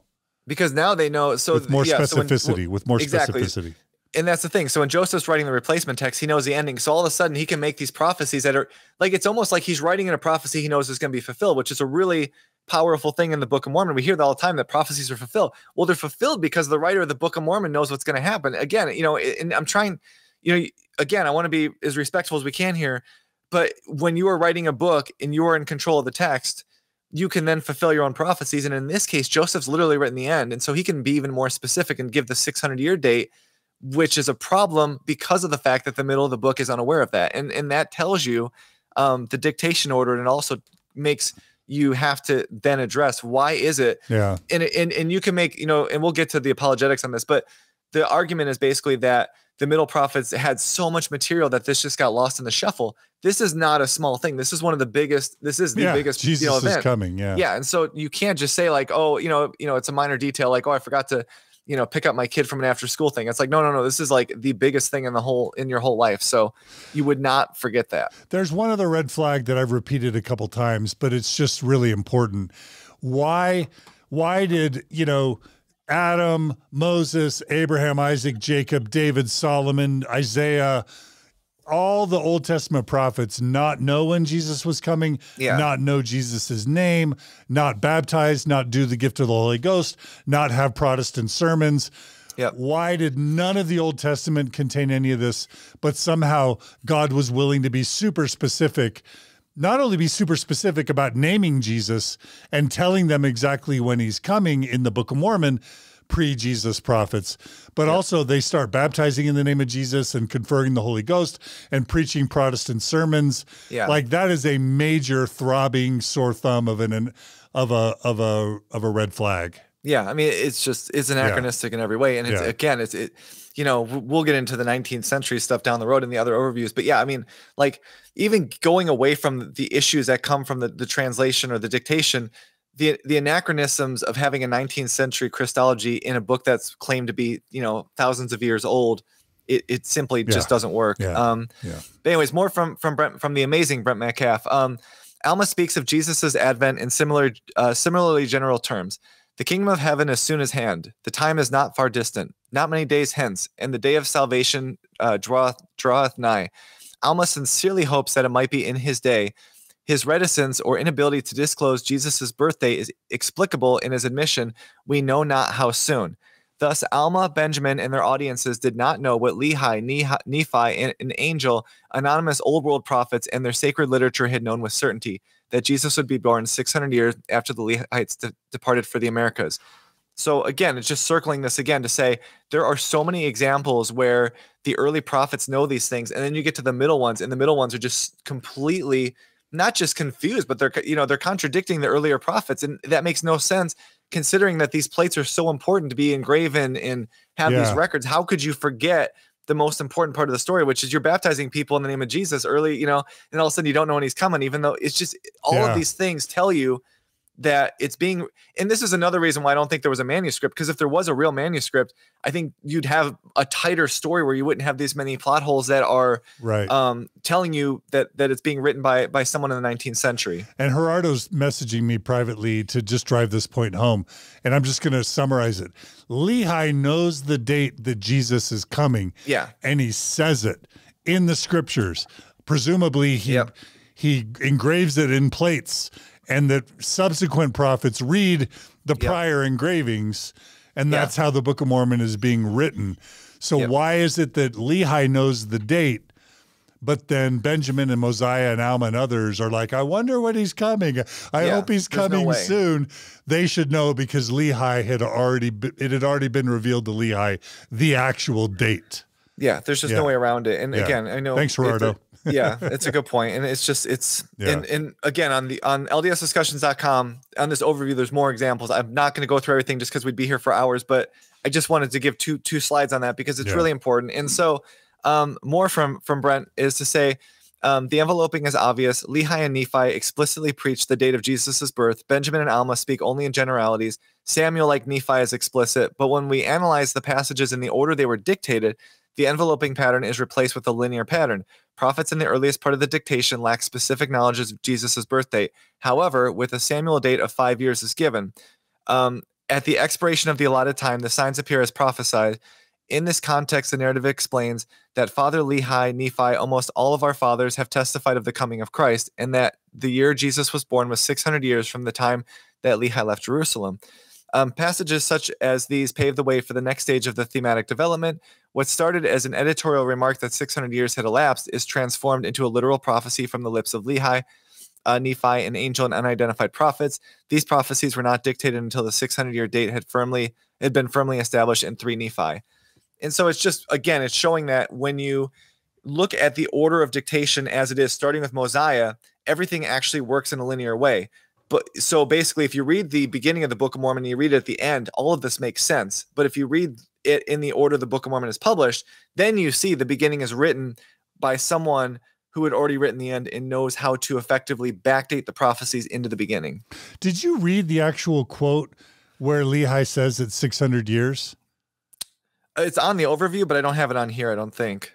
Okay, yeah, because that would really drive the point home to actually read the verse where Lehi is saying the year. But we've driven it home. Yeah. I mean, maybe Gerardo, if he's listening, he can give us that verse and we can. Yeah, if he's listening, send it over. We can add it. We can definitely go back to it. Okay. And so basically, it's just making the point we're making over and over again, which is to say the dictation order is established because of the fact that we can show that if you do it in that order, everything makes sense from a textual standpoint. Yeah. Even though that's not the order it was published or claimed to have been written in. And this is all historical criticism or biblical criticism. This is the technique that lots of scholars developed to deal with the Bible and the historicity and the accuracy of the Bible long before it was ever applied to the Book of Mormon. Jews were doing this sort of work in the 19th century or earlier. And okay, so Gerardo is saying it's 1 Nephi, verse 19:18, and just because it's fun, and just so that I just think this really drives it home. First Nephi chapter 19 verse 8 reads, and this is 1 Nephi 19, and behold, he cometh according to the words of the angel in 600 years from the time my father left Jerusalem. So there it is. It's actually Nephi saying it, right? But he's basically saying, that my father, it's 600 years from the date my father left Jerusalem. So that, again, we're beating a dead horse, but I think that's going to just put a stake in the heart, so to speak. Again, we're trying to show that this is being written at the end and that you can show it is by the text itself. And so, I know we are kind of, this is a little bit more in the weeds than some of our first few episodes were, but I honestly think it's one of the most important topics because of the fact that a lot of these things for me certainly went over my head. I never would have caught this on my own because of the fact that when you read these as a believer, you don't think about it. You actually think in a lot of ways, you're like, this bolsters my faith more because they're making these prophecies that get fulfilled at the end because you don't know the beginning was written at the end. And so it really does read in a way that is powerful until you realize that the writer of the Book of Mormon was doing it at the end and then able to effectively retrofit and backdate their own prophecies, to make it fit better. Yeah. The problem is it leaves the middle hanging out to dry. No, it's a smoking gun. It is for sure. And so this is another part from Metcalf, which is basically to say that, and we talked about this earlier, that when Joseph Smith's writing the book, it appears Jesus's visit is a late addition as well. And so he says, in the early part of Mormon's abridged history, prophecies about the coming of Jesus say nothing about his resurrection advent in the Americas. Benjamin, Abinadi, both Almas, all of whom know minute details of Jesus' life, never mention that a glorified Christ will appear to the Lehites. Not until Alma 1620 is this clearly stated. Many of the people did inquire concerning the place where the Son of God should come, and they were taught that he would appear unto them after his resurrection. The people's uncertainty, which Alma himself shares, implies that nothing had been taught about a promise that Christ would visit America, a promise Nephi earlier described in detail, when, for the first time in Mormon's abridgment, priests teach that the Nephites that he would appear unto them after his resurrection. absent any reference to Nephi's prodigious vision, the people did hear with great joy and gladness, seemingly acknowledging the newness of the idea. So not only are we told that the later prophets don't know about this, but all of the people who would have also be studying the earlier prophets, none of them knew, because the crowd's all excited. No one's like, guys, we already knew this. Why are we all excited? And it just shows that Joseph Smith is kind of, evolving the story as he dictates. And then all of a sudden he gets to the beginning, and because he knows it, it's almost like he's too loose in how he's throwing out the details, being a little too flashy at trying to make the replacement text fit the ending really well. But then again, as I said, it leaves that middle out to dry, because if you read that knowing that the people didn't know Jesus was coming, that's a huge red flag that tells you that the Book of Mormon, again, is not an ancient record, because we've got all of these inconsistencies that are coming from Joseph Smith having to write the beginning at the end. Or there's a joke alert, or ancient Book of Mormon prophets weren't doing their daily scripture study. Well, yeah, but that's what it would be, right? It would be like if you're in Sunday and someone points out something from the Book of Mormon and you're like, what are you talking about? And they're like, don't you read your scriptures? It's in there. I mean, that's effectively what we're dealing with here, where you're like, either your prophets are not aware, and not only they're not aware, but again, we're told, and this kind of goes, again, I keep teasing future overviews, but it kind of goes to Revelation in the Mormon church as well, like the modern Mormon church, because we have all of these prophets who are told one thing and then the next prophet's not told anything. And in the Book of Mormon, you would think even if they were unaware of, not reading every single one of the records, even though this is an insanely important issue, that they're constantly getting revelation from God, as we're told in the Book of Mormon, yet no one's aware of this. And it just shows you, again, how when you are writing something orally, and to back up one more step, when people talk about how Joseph Smith could not possibly have written the Book of Mormon because it's so complex, these are areas where the lack of complexity in the Book of Mormon shows that the person is not that super educated, well thought out person. Yeah. And I'm not saying because I think Joseph was brilliant in the sense of being a storyteller and charismatic, much like you see, people who, have talk shows on TV who are just amazing at conversing with people and telling stories and giving narratives. But it also shows that his lack of education hurts him here, because he does not tie up the loose ends. He is unaware that when he tries to backdate one prophecy, that all of a sudden another problem opens up on the other end. It does show his limitations as an author as well. Yeah, that's a great point. When general authorities or visiting 70s or stake presidents or bishops say how to explain how well written the Book of Mormon is, these are a couple really big smoking guns that show that Joseph didn't think it all through or was scrambling. And I'm just gonna review what you just said for those who just got lost in the words. Not only is the date of Jesus's arrival set at the beginning, but then forgotten by the prophets in the middle, the fact that Jesus is going to come visit the Americas is not known by the prophets in the middle, but then somehow it's magically known by the prophets at the beginning. Yeah. And isn't the explanation for that, and I'm sure we're going to get into this, that when Joseph originally was going to write the Book of Mormon, it was going to be less of a theological book, right? It was going to be more of like a fantasy action war novel talking about history, but less about theology and religion. And then so when he's writing the last 116 pages and then the middle section, it hasn't evolved in his mind yet into a really full theological treatise. But then somewhere between the mid and the end, he's like, you know what? Why don't I have Jesus actually come to the Americas? Yeah. And that's kind of how it evolves. I mean, again, like it's one of those things where it's like, I think there are probably I think Dan Vogel, could speculate better than I could. But for me, it's like, I think it's just, there's a lot of time that changes between losing the manuscript, starting back up, and then it's like an 85-day process. So you've got like a couple of months where he's dictating to closer to the end. He's giving revelations. He's getting a following. People are talking about him. All of these things are going to change where he thinks the Book of Mormon might go. So I don't know if he thought at first that it would be something similar to View of the Hebrews, where it would just be trying to explain the mound builder myth. I don't know if it was him from the beginning, if he thought, this is going to be 100% like a theological thing, because we do have, like Dan Vogel points out, that his parents were having issues with, mixed faith marriage, basically. And so his dad was a Universalist and a Unitarian. His mom was a Methodist, and he was trying to find a way to basically settle the religious arguments. We have all of those things working on. And so I think because of all of those things are all moving at the same time, Joseph's story is trying to adapt to fulfilling all of these needs. It's kind of like when you look at the New Testament, the different gospels have contradictions and they have differences because they're being written for an audience that has specific needs. And I think the Book of Mormon's needs change through the Book of Mormon process. And and we'll go through that in a couple of reviews when we talk about how there are surrounding influences of Joseph Smith's time that directly impact the Book of Mormon that tell us why it's a 19th century text and why nobody else but Joseph could have been the one to write it. Okay. All right. This is good. Let's continue. Yep, and now we're going to take a hard turn and go away from the dictation order, but now look at how the small plates themselves are a late addition to the Book of Mormon. And this is something. Okay. Tell people what the small plates and the large plates are, because it's always been that as someone who was raised Mormon, who read the Book of Mormon, I don't know, 8 or 9 times cover to cover.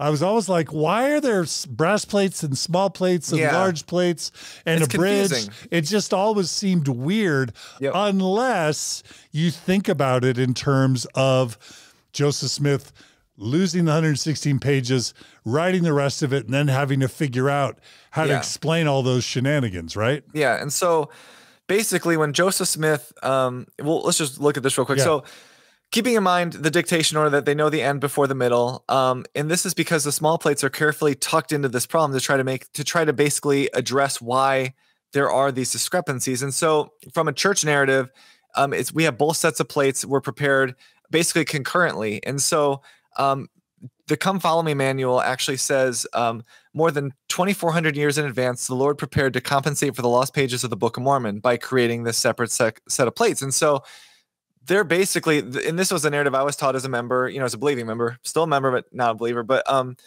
the Book of Mormon dictation itself gives us clues that this, again, is a story that is created afterwards to solve a problem that arose earlier. And so if we go to the next slide, this is going to be a little bit more in the weeds, but this is really important because this shows, again, how Joseph Smith is scrambling to backfill the replacement text and this is one of the things we kind of touched on earlier.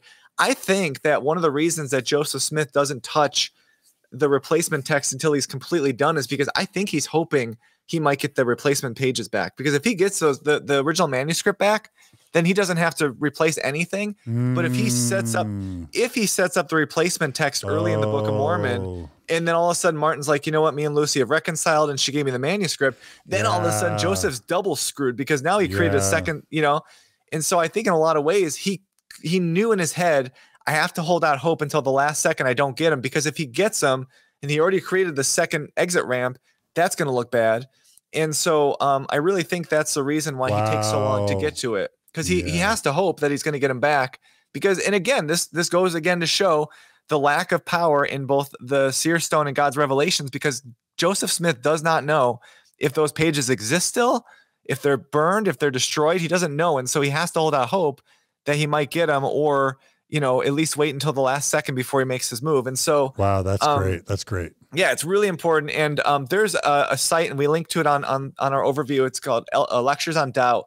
And the guy that does it, he does some really amazing stuff. And I don't know a lot of people that know to it. So if you go to ldsdiscussion.com, it says overview, and I'll send it to John so you can put in the show notes. It's a really cool write-up, and it's way more in the weeds than this is going to be. But it just shows how when you really look at this stuff critically, you can pull a lot of clues that can give you the story that you won't get just kind of reading through the Book of Mormon on its own. All right, let's jump in. So this is from DNC 10. And again, we mentioned this earlier, that the Joseph Smith Papers Project believes this was likely written in April. And so I want to read this because it's really important. And it says, "And now verily I say unto you, that an account of those things that you have written, which have gone out of your hands, is engraven upon the plates of Nephi. Yea, and you remember it was said in those writings that a more particular account was given of these things upon the plates of Nephi. And now, because the account which is engraven upon the plates of Nephi is more particular, containing the things which in my wisdom I would bring to the knowledge of the people in this account, therefore you shall translate the engravings which are on the plates of Nephi down even till you come to the reign of King Benjamin, or until you come to that which you have translated, which you have retained. And behold, you shall publish it as the record of Nephi. Behold, they have only got a part or an abridgment of the account of Nephi. Behold, there are many things engraven upon the plates of Nephi, which do throw greater views upon my gospel. Therefore, it is wisdom in me that you should translate the first part of the engravings of Nephi and send forth this work. And so this is kind of confusing, but if you read D&C 10 and you look at it for without the determined conclusion that there's a small set of plates, God's actually saying the opposite. What he's saying is that, and this is one of those things, if you read the Book of Mormon, you know, they'll keep referencing like there's so many more things to say, but I only have so much room to abridge. You know, there's those like throwaways that kind of tell you like this is an abridgment, it's not everything. What God is saying here is we're not going to give you a small set of plates. We're going to give you the full abridgment to pull from. So what he's saying is you're going to translate the engravings on the plates of Nephi, which are like the massive plates, down until you get to the reign of King Benjamin. So God knows where Joseph Smith stopped, where the manuscript stops. And then basically he says, once you get there, you're going to stop, which is also to say that this larger set goes well beyond the 116 pages because he has to stop when he gets to the point when it meshes with what he's already translated. And so this text, and again, this is getting confusing, but this is not referencing small plates in any way. It's referencing Joseph Smith using the unabridged, massive, large plates to replace the text with. And again, I know it's confusing, and that's why this section does get a little bit more into the weeds. But so if you go to the next slide, it kind of addresses this a little bit, but just saying nowhere does the small plates appear, and he's referencing a larger plates to be translated. And this is, you know, again, I just mentioned it, but this is God telling Joseph, you were working with an abridgment. We have so many more details for you to work from. So we're going to give you the pure source to retranslate the missing pages. And again, it shows that when Joseph Smith goes to start the replacement text, he has not thought of a small plates. Right now, his two sets of plates are the original plates and the abridgment plates he used for the Book of Mormon. Nothing else. I don't know if you have anything you want to jump in on that before we move on or not, but. Okay, so I'm a slow thinker, not the sharpest tool in the shed. So you're saying that at the time he reveals D&C 10, Joseph hasn't even thought of the idea of small plates yet, right? And what this scripture reveals is that he's still at this point working off one set of plates. Yeah, I mean, so effectively, right? So the plates that are used to translate the Book of Mormon are an abridgment, right? An abridgment by Mormon and Moroni, right? And so what this revelation is saying is not that there was a second set of plates that were created, but that there is the plates that were used to create the abridgment. We're going to give you those. So if you have like the Cliff's Notes version of a book, it would be like God saying, instead of reading the first part of the Cliff Notes, I'm just going to give you the full book and you can read the full book for your own. It's not saying I've got another smaller one. It's actually going to a bigger one. And I think in a way that actually makes more sense for the text of the Book of Mormon if you're going to go that route, because then you're not trying to create this idea that God knew he was going to lose the pages and created a second set of plates that were smaller just to, you know what I mean? Like because the church will tell you that basically, as I mentioned, the Come Follow Me manual, that God knew this was going to happen, even though he didn't tell Joseph it was going to happen. And even though he didn't have this ready right away, you know, again, if God had prepared this long in advance, why did he make Joseph wait 9 months to start up again? All of those things are red flags. But this revelation is not saying what the church would tell you today that it's saying. It never mentions small plates. And in fact, is telling him to go back to the larger plates, the unabridged plates to pull the replacement material from. Got it. Yeah, it's confusing, but okay, it's really important. And so if we go, so this is so there's some point in the story where there's small plates. The idea of a small plates has not yet been generated. I mean, obviously, yeah. When Joseph first tells everyone he's got these gold plates, he's not saying there's small plates and big plates and brass plates and a bridge. It's just the plates. Yeah, it's just plates. Then all of a sudden there's this middle point where, again, the idea for small plates have not yet really been introduced. Right. And then all of a sudden later, now we get to the point where it gets introduced, right? Yeah. And so now he's writing the replacement text and he's trying to basically figure out how he's going to address where this replacement text comes from. And so this is from the article on Lectures on Doubt, and it says, so he's trying to, okay. So, and sorry, bear with me just 1 second. So now Joseph is like, okay, I've finished. I'm done with 4th Nephi or whatever. I'm done with Moroni. And, Mormon and Moroni. Now I've got to go back and write the 116, replace the 116 pages. Yep. But if it was just one set of plates, I need other plates that I can translate, because the original story, now those original plates are worthless, because that's what I translated into the 116. So there needs to be additional plates in the story, or else what am I translating? Yeah, I mean, there has to be a separate set of plates, because he can't retranslate the same plates, because according to the Revelation, right, he's going to be exposed by Lucy with altered text.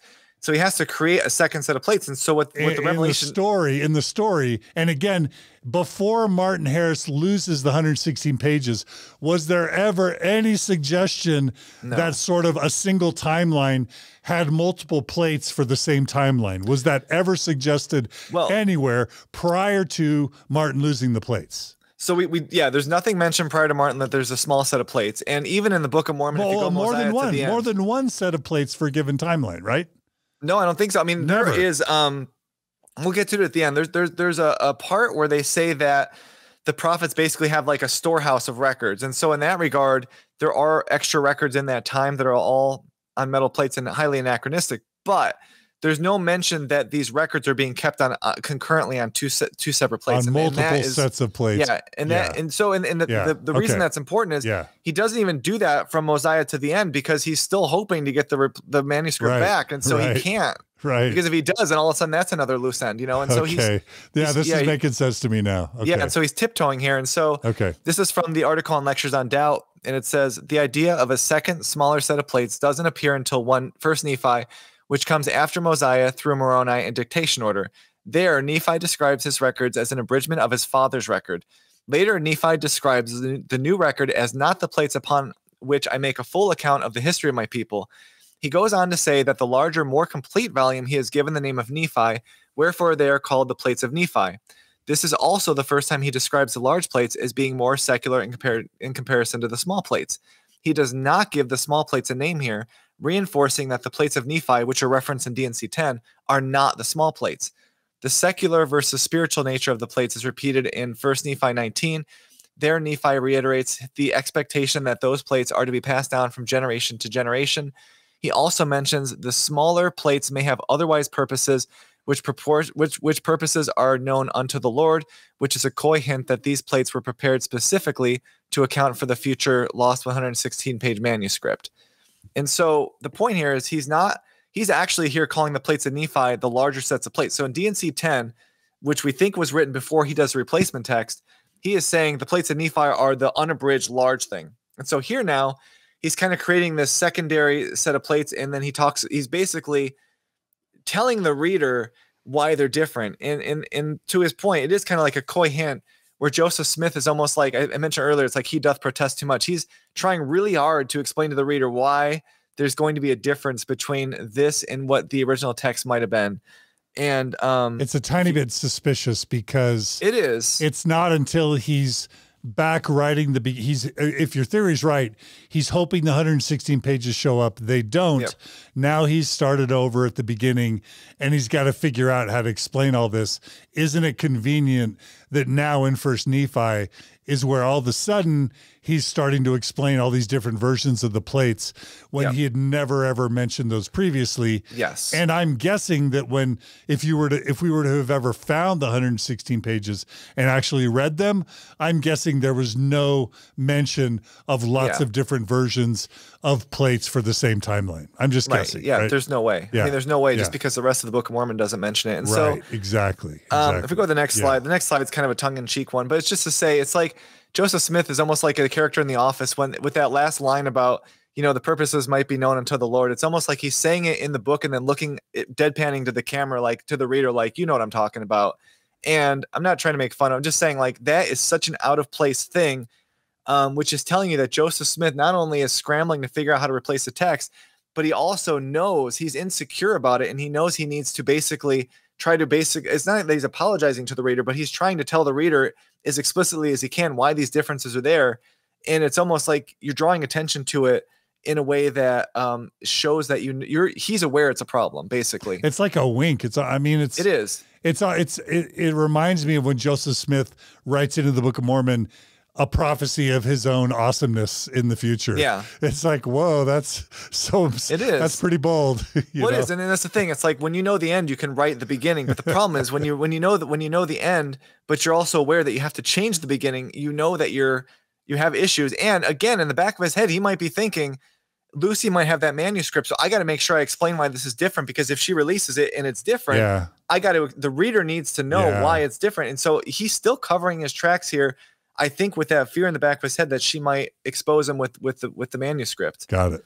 Okay. And so basically this is the same article from Lectures on Doubt. And they talk about how he continues to define this as he writes the replacement text. And so they say, this second set of plates is first referred to as the small plates in Jacob 1:1, but are still not described as the plates of Nephi or the small plates of Nephi. In fact, the first and only proper name given to them is the plates of Jacob. It is unlikely that this could have been an error where Book of Jacob was intended, since the description specifically alludes to the physical crafting of the plates. In contrast to the singular nature of the plates of Nephi from Mosiah through Moroni, which are sometimes described in conjunction with the brass plates but never the small plates, the large and small plates are nearly always differentiated from each other from 1st Nephi through Words of Mormon. This pattern spawns multiple authors, including Nephi, Jacob, Jerem, Abinadab, if I say it right, and Mormon.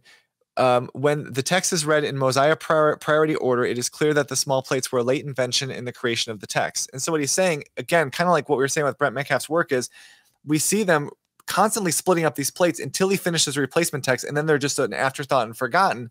And that shows you that, again, he's developing the idea of the small plates in the small plate section because he has to, but because he had already written the rest of it, he has no chance to go back there and smooth it out, because if he does that, obviously the witnesses are going to know he's editing the text, and that's a big problem. And so he's stuck with basically trying his best to apologize is the wrong word, but constantly explain why there's these plates, and then all of a sudden it's an afterthought. And if I could just summarize to make sure that I understand what you're saying, and I think you've already said this probably multiple times, from Mosiah to Moroni in the Book of Mormon, there's no mention of the small plates, lots of different plates, multiple versions of the same plates, correct? Correct. That's just it's a problem. That's a huge, obvious, glaring problem. It is. And it's one of those things, again, like as a believer. And again, it's because he's holding out. He's holding out thinking that the 116 pages might show up. And so he has no need to manufacture this story of multiple plates until he's pretty sure that the 160 pages aren't going to show up. And then he needs to then come up with the story. And then voila, it appears 1st Nephi. Yeah, and I would even take that a step further, and I wouldn't even say that he has no need to do it. I would say he's afraid to do it, because if he does it, if he creates that second set of plates and then all of a sudden the manuscript pops up, then all of a sudden he pops the manuscript in, and people are gonna be like, what happened to that second set of plates? So he's forced by Lucy, just the fear of Lucy exposing him forces him to change his plans in a way that then he has to address at the end, but he can't address it until he writes the beginning, because of what you said, he's holding out. And so it's a big problem. And again, it's confusing.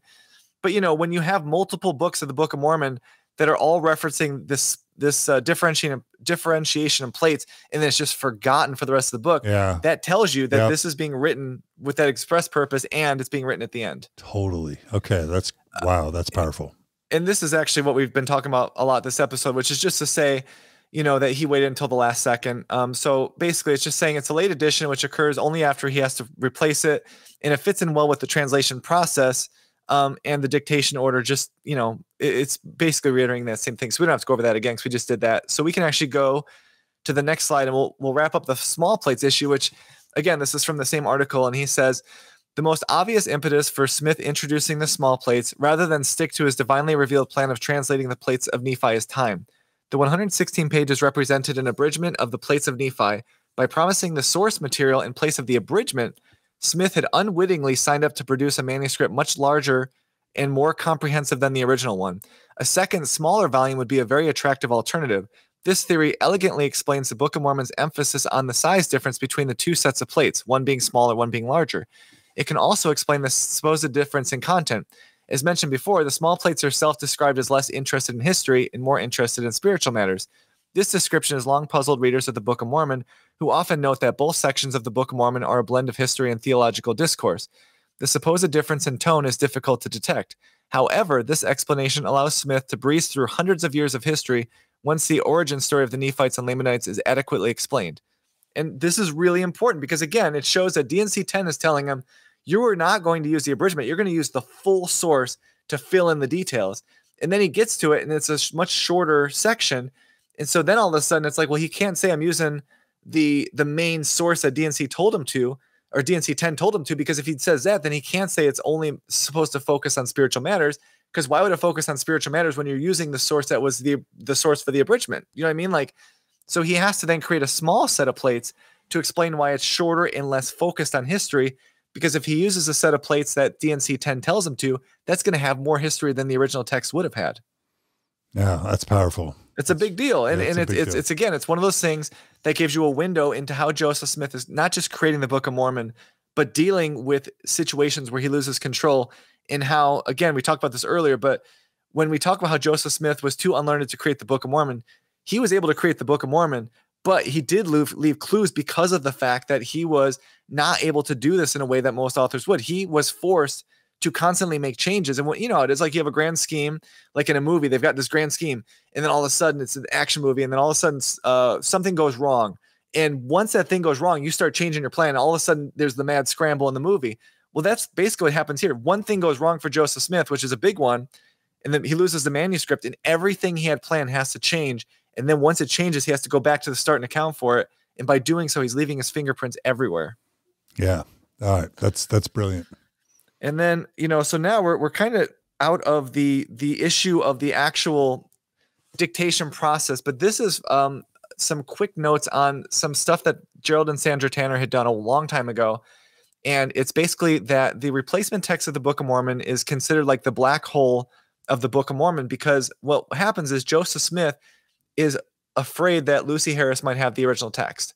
Because he's afraid she might have the text, he has to be incredibly vague and careful in whatever he puts in the replacement text, because if he puts specific information that is contradicted, she could expose him. And so he has to be very careful not putting anything in there that he might not remember correctly. And this leads him to be intentionally vague for the entire replacement text of the Book of Mormon. So I'm guessing you have examents of the vagueness. Yeah, so we're gonna have just a few slides going through this, and then we'll be okay. So just to be clear, you're saying that from first Nephi to before Mosiah, Joseph's super vague about certain things, and you're going to give us examples. Okay.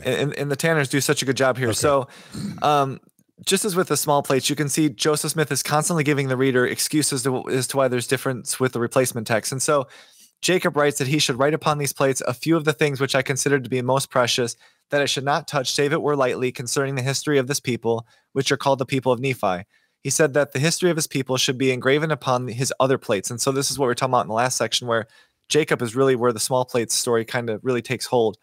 And just to point out, that seems odd for a record of their people, but it makes sense once you realize that Joseph Smith needs to accomplish telling the reader why the stories are not going to be the same, because of the fact that he's got this fear over his head that Lucy could release the original text, which would have a much different history and a much different story than what he's going to release. So tell me if I'm understanding this right. So if you look at post-Mosiah Book of Mormon, he's getting into like commanders in the battle and where the battles are happening and how many people are fighting and movements of troops as just an example of like this level of detail.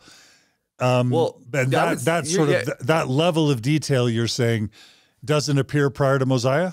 Well, that level of detail is even a few levels of detail from where we're going to go, because he doesn't even, he's afraid in the replacement text to name the kings. I mean, we're not even talking like small details. We're talking like he is really trying hard not to name anyone or like who the leaders are, who the government leaders are. And so we'll go through some of those examples, because there's more on the LDS discussion site, and then there's even more on the Tanners article. But so this is the lack of names. So this is from the Tanners article, and it says, only 11 people are named in the first book of Nephi, and no additional names are given at all in second Nephi. Yet Joseph names 10 Old Testament characters by name, and even prophetically speaks of Jesus some 600 years before his birth, and claims that he knew the name of the apostle of the Lamb of John. So he can't name any of the characters that are with the people that they're writing the records for, but he can prophesy not just of the specific year of Jesus, but of the Lamb, that the apostle of the Lamb was John. And those are details that tell you that Joseph Smith is working from being very careful with the contemporary stuff, but he's throwing out a lot of Old Testament names because those can't be contradicted because those are already established in the Bible. Then it says Joseph goes to great lengths to avoid giving out names of extended family members, likely because he couldn't remember them and knew that those could easily be exposed. And so in 2nd Nephi, you have, my father called the children of Laman, his sons and his daughters, and said unto them, behold, my sons and my daughters of my firstborn. After my father had made an end of speaking, he caused the sons and daughters of Lemuel to be brought before him. He spake unto them, saying, behold, my sons and my daughters, who are the sons and the daughters of my second son. So like, look at that. It's almost like you're writing a book and you don't have the names of the characters. And like, so you can't even say like the name of your second son. Like it'd be one thing to be like, they're the sons and daughters of so-and-so, but he's even then he can't say the name. And so you have these long stretches of history with no new names because he only remembers certain names that he knows are going to line up. And the rest of them, he's just like, I can't because I don't want to be wrong. So he's afraid to get specific. He doesn't know any of the immediate things that should be really obviously known. Right. And yet he knows things in the future because they were written in the later part of the book that he shouldn't know at all. Yeah, and the things he's knowing about in the future are things that are established in the Bible, so he can't contradict himself there because he's working off of obviously another text altogether. Okay. And so this is more from the Tanners. We then get just 2 new names in the book of Jacob and 2 more new names in the book of Jerem. So at this point, they state that 238 years have passed, which means the Book of Mormon gives you only 4 new names in a 230-year window of history.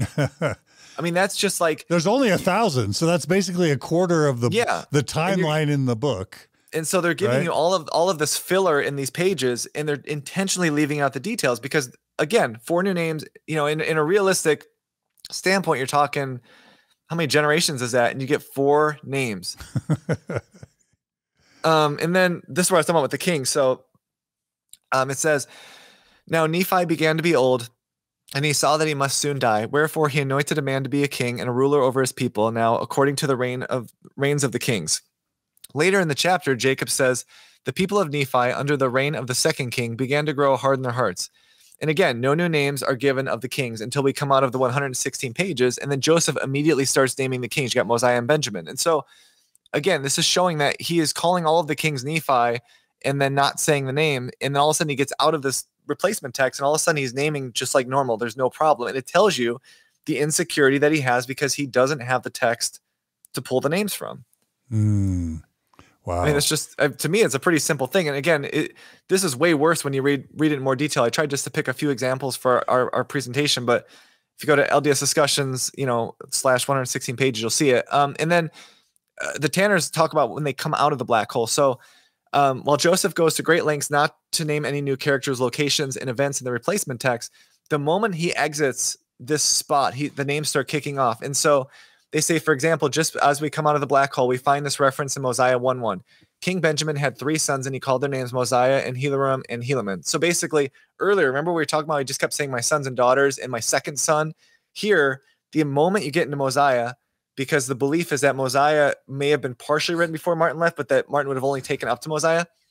And so immediately you have names. And so he couldn't name Laman and Lemuel's children. Right. But he does refer to them by saying they're children. Yeah. And then all of a sudden he's able to name Mosiah or Benjamin's children, right? Yeah. And again, we don't want to get off too much, but you know, one of the things that you hear a lot about the Book of Mormon being so incredible is they'll say, how could Joseph Smith have had so many people named in the Book of Mormon without contradicting himself? And the reason is because we'll get to it more later, but the Book of Mormon is a linear timeline, right? So most of the names that are used, you use them and then that time passes and you never have to go back to them.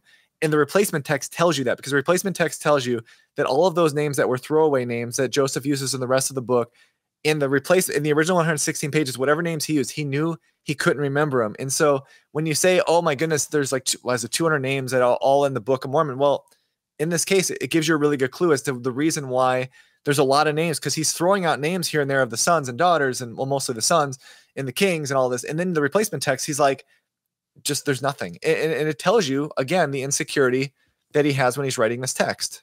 Yeah. And it also lines up with the dictation order that Brent Metcalfe lined up so well. Yeah, right.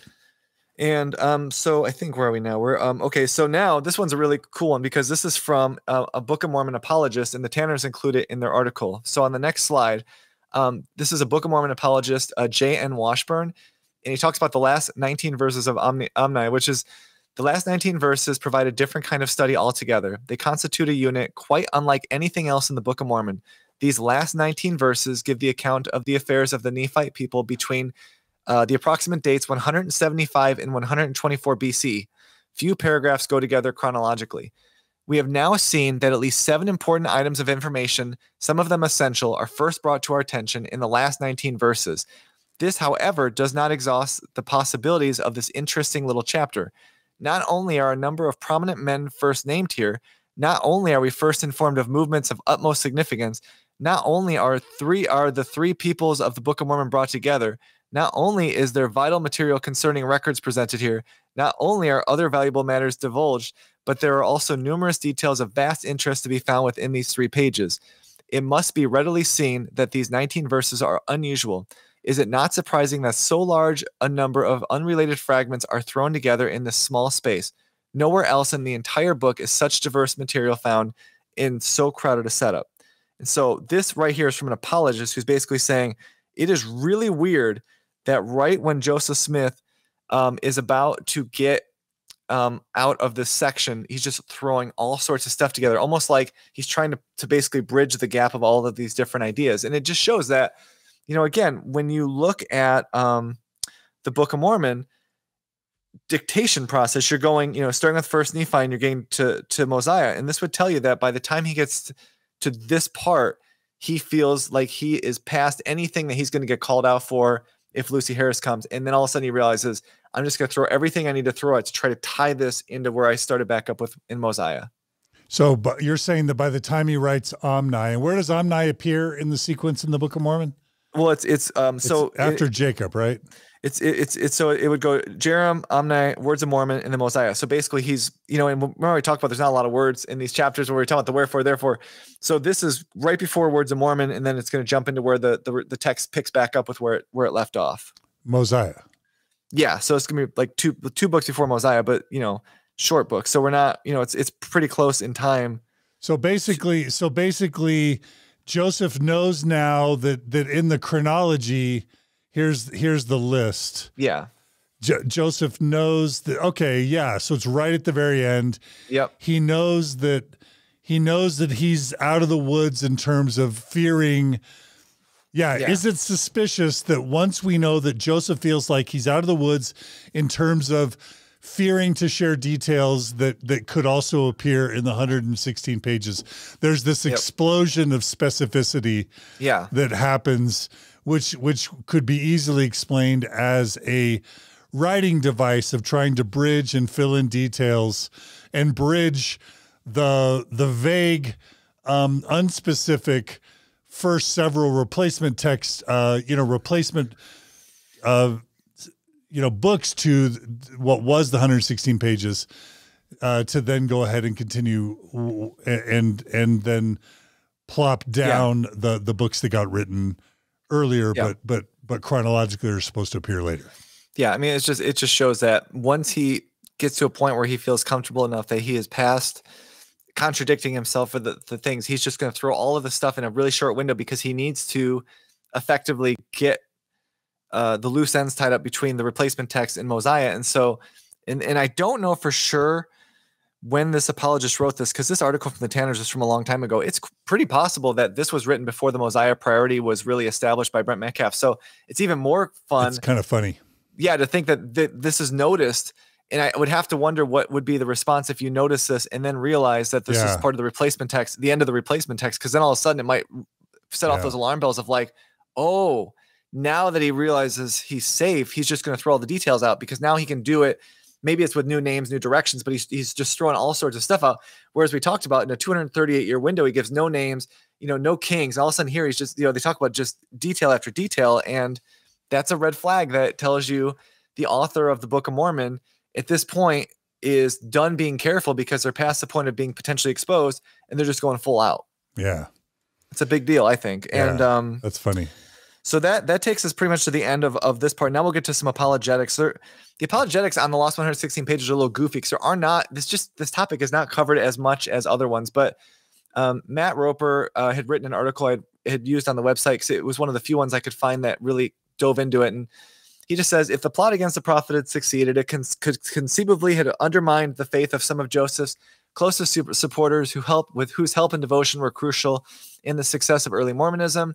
Early Mormons already faced an uphill battle. The prophet's enemies would hardly have needed to produce the original manuscript to harden the hearts and hinder the work from progressing. All they would have had to have done was to print an altered version. After that, the manuscript might have been destroyed or lost, but the effect would have been the same. They would have claimed the corrupted version was the earlier one, which is effectively saying what I said earlier. Like, if you really believe that Lucy Smith had her whole goal was to produce an altered text, she would have done it anyway. So yeah, yeah, that feels like motivated reasoning. You're almost creating a conspiracy to justify something that makes no sense, because what would have led objectively to less people doubting and questioning?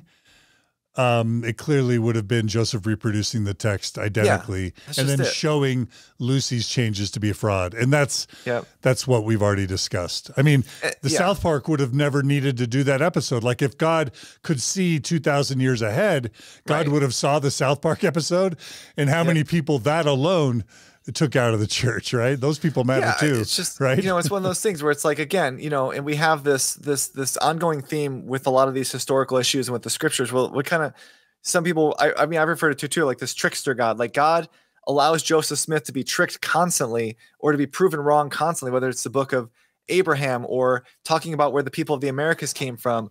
All of these things that the Revelation saying that the Lamanites are at the borders of Missouri, even though those people have nothing to do with Book of Mormon times. And so all of these times, God is willing to let Joseph Smith be proven a fraud, except in this one time where Joseph Smith is in control of the revelation. And then all of a sudden his excuses, he will not allow his prophet to fall. But then on the other ones he does. And so it just, to your point, it's like you're creating, you have a solution in search of a problem. And in this case, it's looking for a problem that never even materialized. So it would have been maybe a little bit more reliable if Lucy had come out at the end and said, I have the original manuscript. Aha, I got you. And Joseph's like, sucker, I did a whole separate. But none of that ever happens. And so again, it just shows you that God and Joseph, neither of them knew what happened to the manuscript. And so the whole time they're tiptoeing with this problem in mind, and it never happened. Yeah. So it's a big issue. And that's a great point. Why didn't if Lucy ended up we never really hear from Lucy again about the manuscripts. Yeah. Then Joseph could have just replicated them and we would have been fine. I mean, like I said, this was a win-win situation for him. And, and so, we covered this earlier, and it's basically the same thing we had. If he had translated the text correctly, he would have been proven a prophet.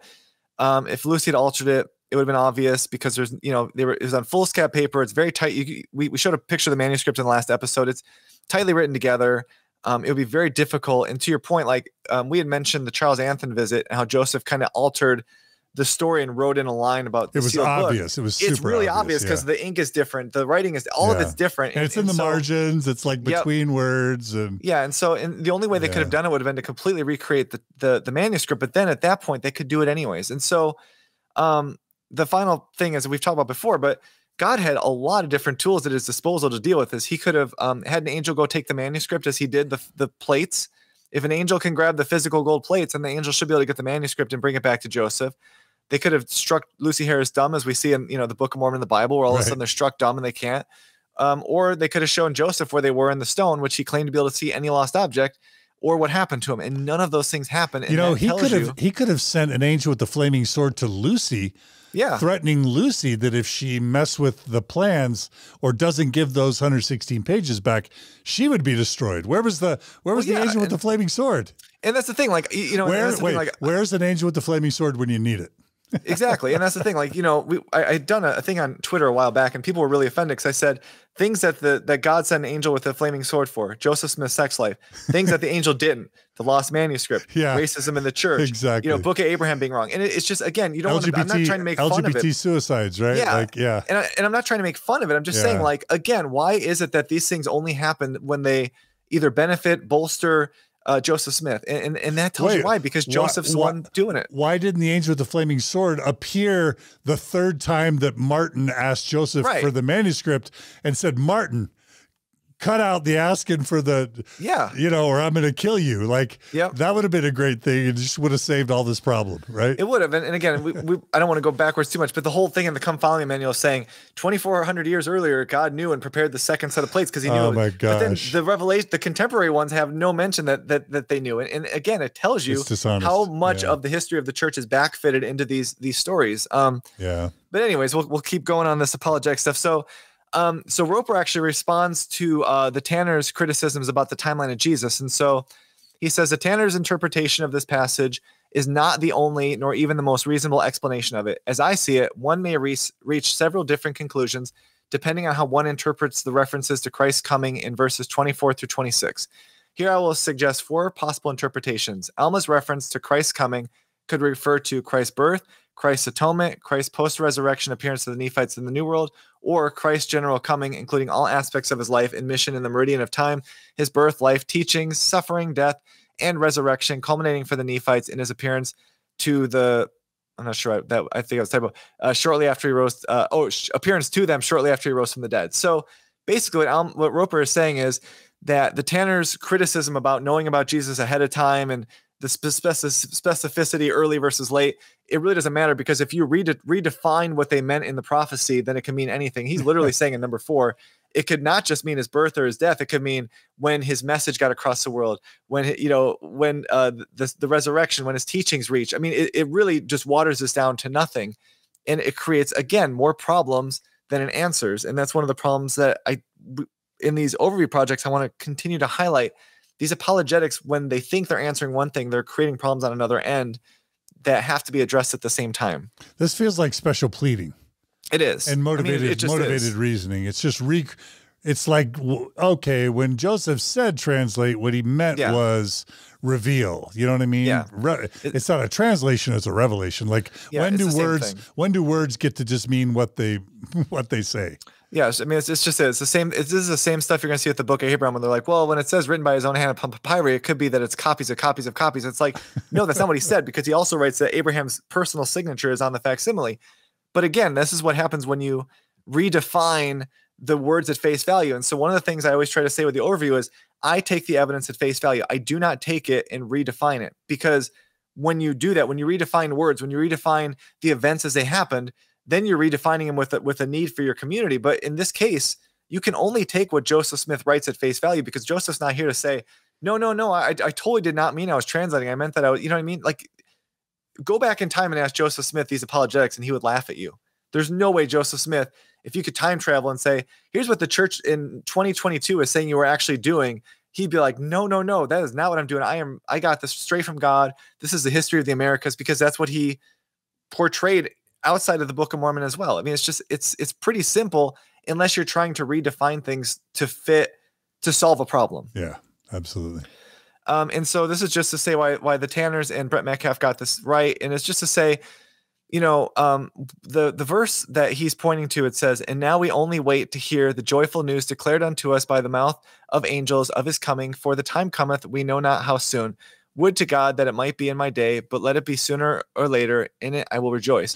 So that's Alma 13:25, where Alma's speaking very vaguely about the coming of Christ. Yes, and so that's why the Tanners and Brent Metcalfe both point out that because those prophecies were given at the beginning of the book, there's no way they would say this. And Roper's saying, well, maybe he wasn't talking about Christ coming, but his teachings. And so what I'm saying is the Tanners and Metcalfe have it right, because Nephi gives a very specific promise of the coming, and yet Alma here says we know not how soon. No matter how you want to lay it out, he would know by basic math how much time is left in that prophecy. And that is the point that the Tanners and Metcalfe is making, is just, how does Nephi give such a specific number, and then the middle of the story, once you get out of that replacement text, all of a sudden they just completely forget that it was ever said, because it wasn't said before that section. And so the reason they don't know is because they were never told. And it's really simple when you look at the text in the order of production. Yeah. It's just like so much with Mormon truth claims. Things are so confusing, or they require such incredible backbends and contortions and distortions, or once you know the full history, everything makes sense. Right? Yeah, that's just it. And that's why I always talk about this as a puzzle, because once you start putting these pieces together and they fit naturally, when you look at it at face value, it's actually pretty satisfying because they do fit and it makes so much sense. But at the same time, if you look at the apologetics, they're just jamming a square peg in a circle hole. And when you do that, you create damage elsewhere that they just walk away from because they feel like they solved that one problem and they're okay. And that to me is, again, where apologetics, and we're going to hammer this on every overview project, because it really shows that apologetics, not necessarily that the people writing them are intentionally trying to lie to you, but just that the interest is in giving plausibility to that one point and not even considering the damage it makes to another truth claim of the church. Yeah. Yep. Yeah, it's powerful. So this is another area where Roper continues to kind of reinterpret the Book of Mormon to make this fit. And so he says, in responding to the Tanners and this is actually from our overview project, so this is, I guess, me, but in responding to the Tanners and Metcalfe's claim that this verse poses a serious problem for the Book of Mormon, John Twetness has argued that Alma and perhaps other Book of Mormon prophets in Mosiah through Moroni may have been unfamiliar with the prophecies on the small plates of Nephi. The Tanners argue that this explanation is unreasonable because Alma had received all of the plates from Mosiah before becoming chief judge, and should therefore have been familiar with their contents, including the 600-year prophecy. The Tanners' objections dissolve when we recall that Alma had a voluminous library of scriptural records far beyond anything we have today, not merely a few books. In addition to the brass plates, the account of Ether, and the voluminous record of the Nephite history on the large plates, Alma also would have had the record of, I don't know how to say it, the Xenophite coffee, the Xenophite. It's been a long time on that one. Colony, the record kept by Alma as Helaman, from which Mormon made pan of his abridgment of the Book of Mosiah. I feel like there's some typos there, but anyways, and perhaps other records as well, including the small plates. This would be a fairly imposing corpus to read, much less to master and remember. So, sorry, this is from Roper. But so what he's saying is that the Tanners and the Metcalfes are claiming this as a problem, but they're not understanding how many records they had. It's like saying, he's like saying basically, he has a whole like cave full of bookshelves, and you're upset that he doesn't know this one prophecy, but it probably got lost in the shuffle. And so what he's doing is he's reinterpreting the Book of Mormon to basically say that prophecy is so insignificant that they would forget about it after those first few books. Well, he's saying that there's so many books to read. Right. It would have been easy to miss. It would have been, except for the fact that if you read the Book of Mormon, they are so aware of this prophecy in the early books that it's not something that's written in a book and then put on a bookshelf. This is something that is followed very closely through the replacement text. And so I guess his point is basically saying it gets lost in the shuffle. And my point would be to say, how does something get lost in the shuffle when it's such an important part? This is not, well, actually, let's go to the next slide if you're okay with that. Well, I don't know. First. I don't know. What's that? So no, I was just going to say, so this, every time I see things like this, it reminds me of the scene from Office Space. And in Office Space, if you haven't seen it, they create this scheme to steal money from their boss, and it goes awry because they make a miscalculation. And if you play the clip, this reminds me of this every time when I hear this. I must have put a decimal point in the wrong place or something. Shit, I always do that. I always mess up some mundane detail. Oh! Well, this is not a mundane detail, Michael! Hey. So again, I realize that's kind of, tongue in cheek here, but what's a bigger deal than the date of the coming of the Messiah, right? Exactly. I mean, we're not talking about like saying, how did they forget that such and such king might have died in a certain year, or how did they forget that they were in some city or something? This is like the overreaching. When's Jesus coming? Yeah, this is the biggest deal in the Book of Mormon, and so to say it's the biggest deal in all Scripture. Like all of the Old Testament is like we're waiting for the Messiah. Yep. And then the Messiah comes supposedly in the New Testament, and then all of a sudden it's like, when is he coming again? Like that is the question of all Judeo-Christian scriptures, right? Yeah, and it's just, and then again, if you're talking about having this massive corpus of records, the idea that this massively important prophecy would not make its way into other records again is they're trying to imply that it's on this one small page of this one small plate of this one small book in this gigantic cave. And it's just, you're redefining the importance of that prophecy in the Book of Mormon if you want to do that. And that's why every time I hear that, I always laugh, because it's like, this is not a small detail. This is not a mundane detail. This is a huge problem. And it tracks perfectly if you look at the dictation order. It's also a problem that he knew the date, because doesn't Jesus specifically state, "No man knoweth the day or the hour where I come"? Like, yeah, although I don't, is that for the resurrection or is that for? But you're right, because that would be. When I guess you're right. That would be for the second coming. Yeah, but not for the first either way, coming. I mean, it kind of applies, because it would be, the whole idea is that they know exactly when he's going to come to the Americas, and it's just they know his name. All of these things are in. We'll get into some of that stuff more. Why in the future ones. Why didn't the actual direct descendants of alleged descendants of Abraham, Isaac, Jacob, David, Solomon, they are literally on the ground in the Holy Land, literal Jesus's ancestors. They don't get to know Jesus's name. They don't get to know when Jesus is coming. Why are the Nephites privileged? And then when you add to that the fact that North American Native Americans didn't even have the ability to write, didn't have a written language, let alone there's no evidence that they ever wrote anything on plates or had the ability to make plates at that level during the time period of the Book of Mormon.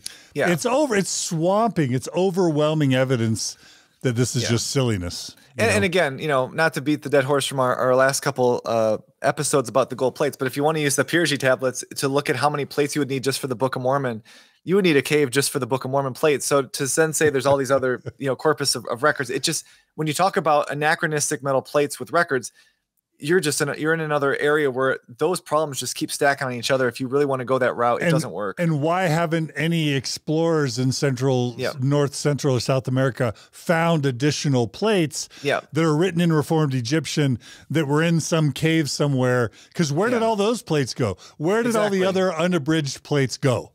Yeah, I mean, that's the whole problem with it.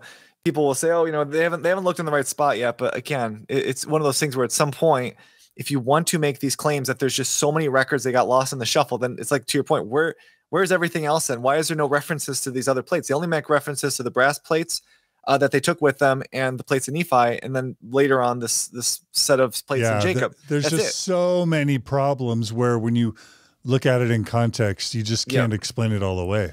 Yeah, and that's just it. And so, so now we end how we began. Can we go back one page really quick? Oh, sure. Because I want to just go this really quick. So basically, we missed a slide. We did that one. And okay. So next slide. So in Roper's response about the 116 pages, he talks about how if you look at the similarities between the small plates and the large plates, you'll actually see that the small plates were indeed known to the people after the replacement text, and not an afterthought by Joseph to retrofill in. And one of the examples he gives, I think, is actually perfect, because in First Nephi, it says, the compass which had been prepared of the Lord.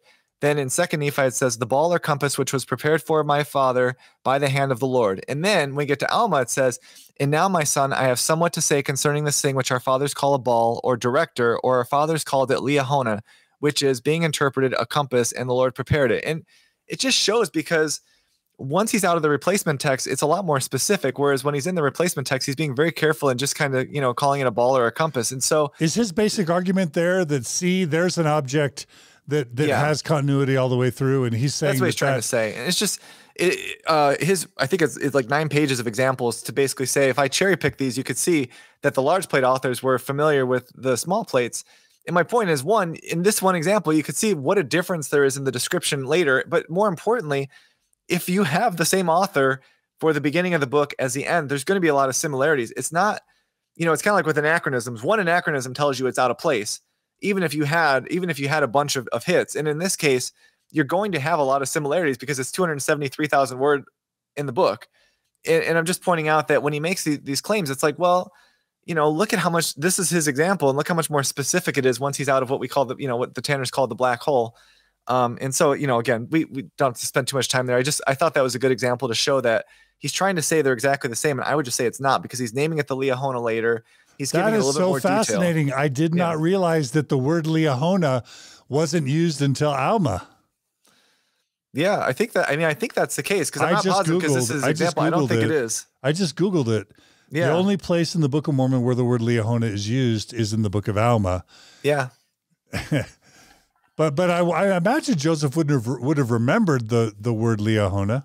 Yeah, the only thing I could think of is maybe because Eliahona was only mentioned briefly, and maybe by the time he gets back to the small plates and he's dictating, he kind of forgets what he called it, and so he just keeps it vague in that regard. Because it's like the thing is, I do believe Joseph would reference back to what they were working on, but I don't believe he would be able to know like where to reference. Like I think he would probably look at where he left off and then know where to pick back up. But I don't think he was going back a long way to look for one word, because that would be really difficult with a manuscript that as we saw it. So that's so fascinating. Yeah. Anyways, it's a quick reference, and then. So now we're kind of at the end of this one. Now we end as we began with the summary. We end as we began. So a little chiasmus here for you. But just basically, once Joseph lost control, he became powerless to locate the manuscript. God was able to physically remove the plates and the spectacles, but apparently was unable to tell Joseph where the manuscript was, what happened to it, or just to have an angel retrieve it for him. And then the small plates, as we talked about, was just a late invention that did not happen until after he had finished the Book of Mormon. And this is really important when you look at D&C 10, which is actually telling him to translate or, take off of the unabridged history as opposed to a smaller set. The plates of Nephi, yeah. Yeah, the plates of Nephi. And then in the replacement text, we can see the fingerprints everywhere that Joseph Smith is trying to be so intentionally vague so that if the replacement or if the original manuscript were to come back up, Lucy would not be able to expose him, because at least, even though the story would be different, he wouldn't have names and places in there that would be directly contradicted by the text that Lucy Harris might still hold.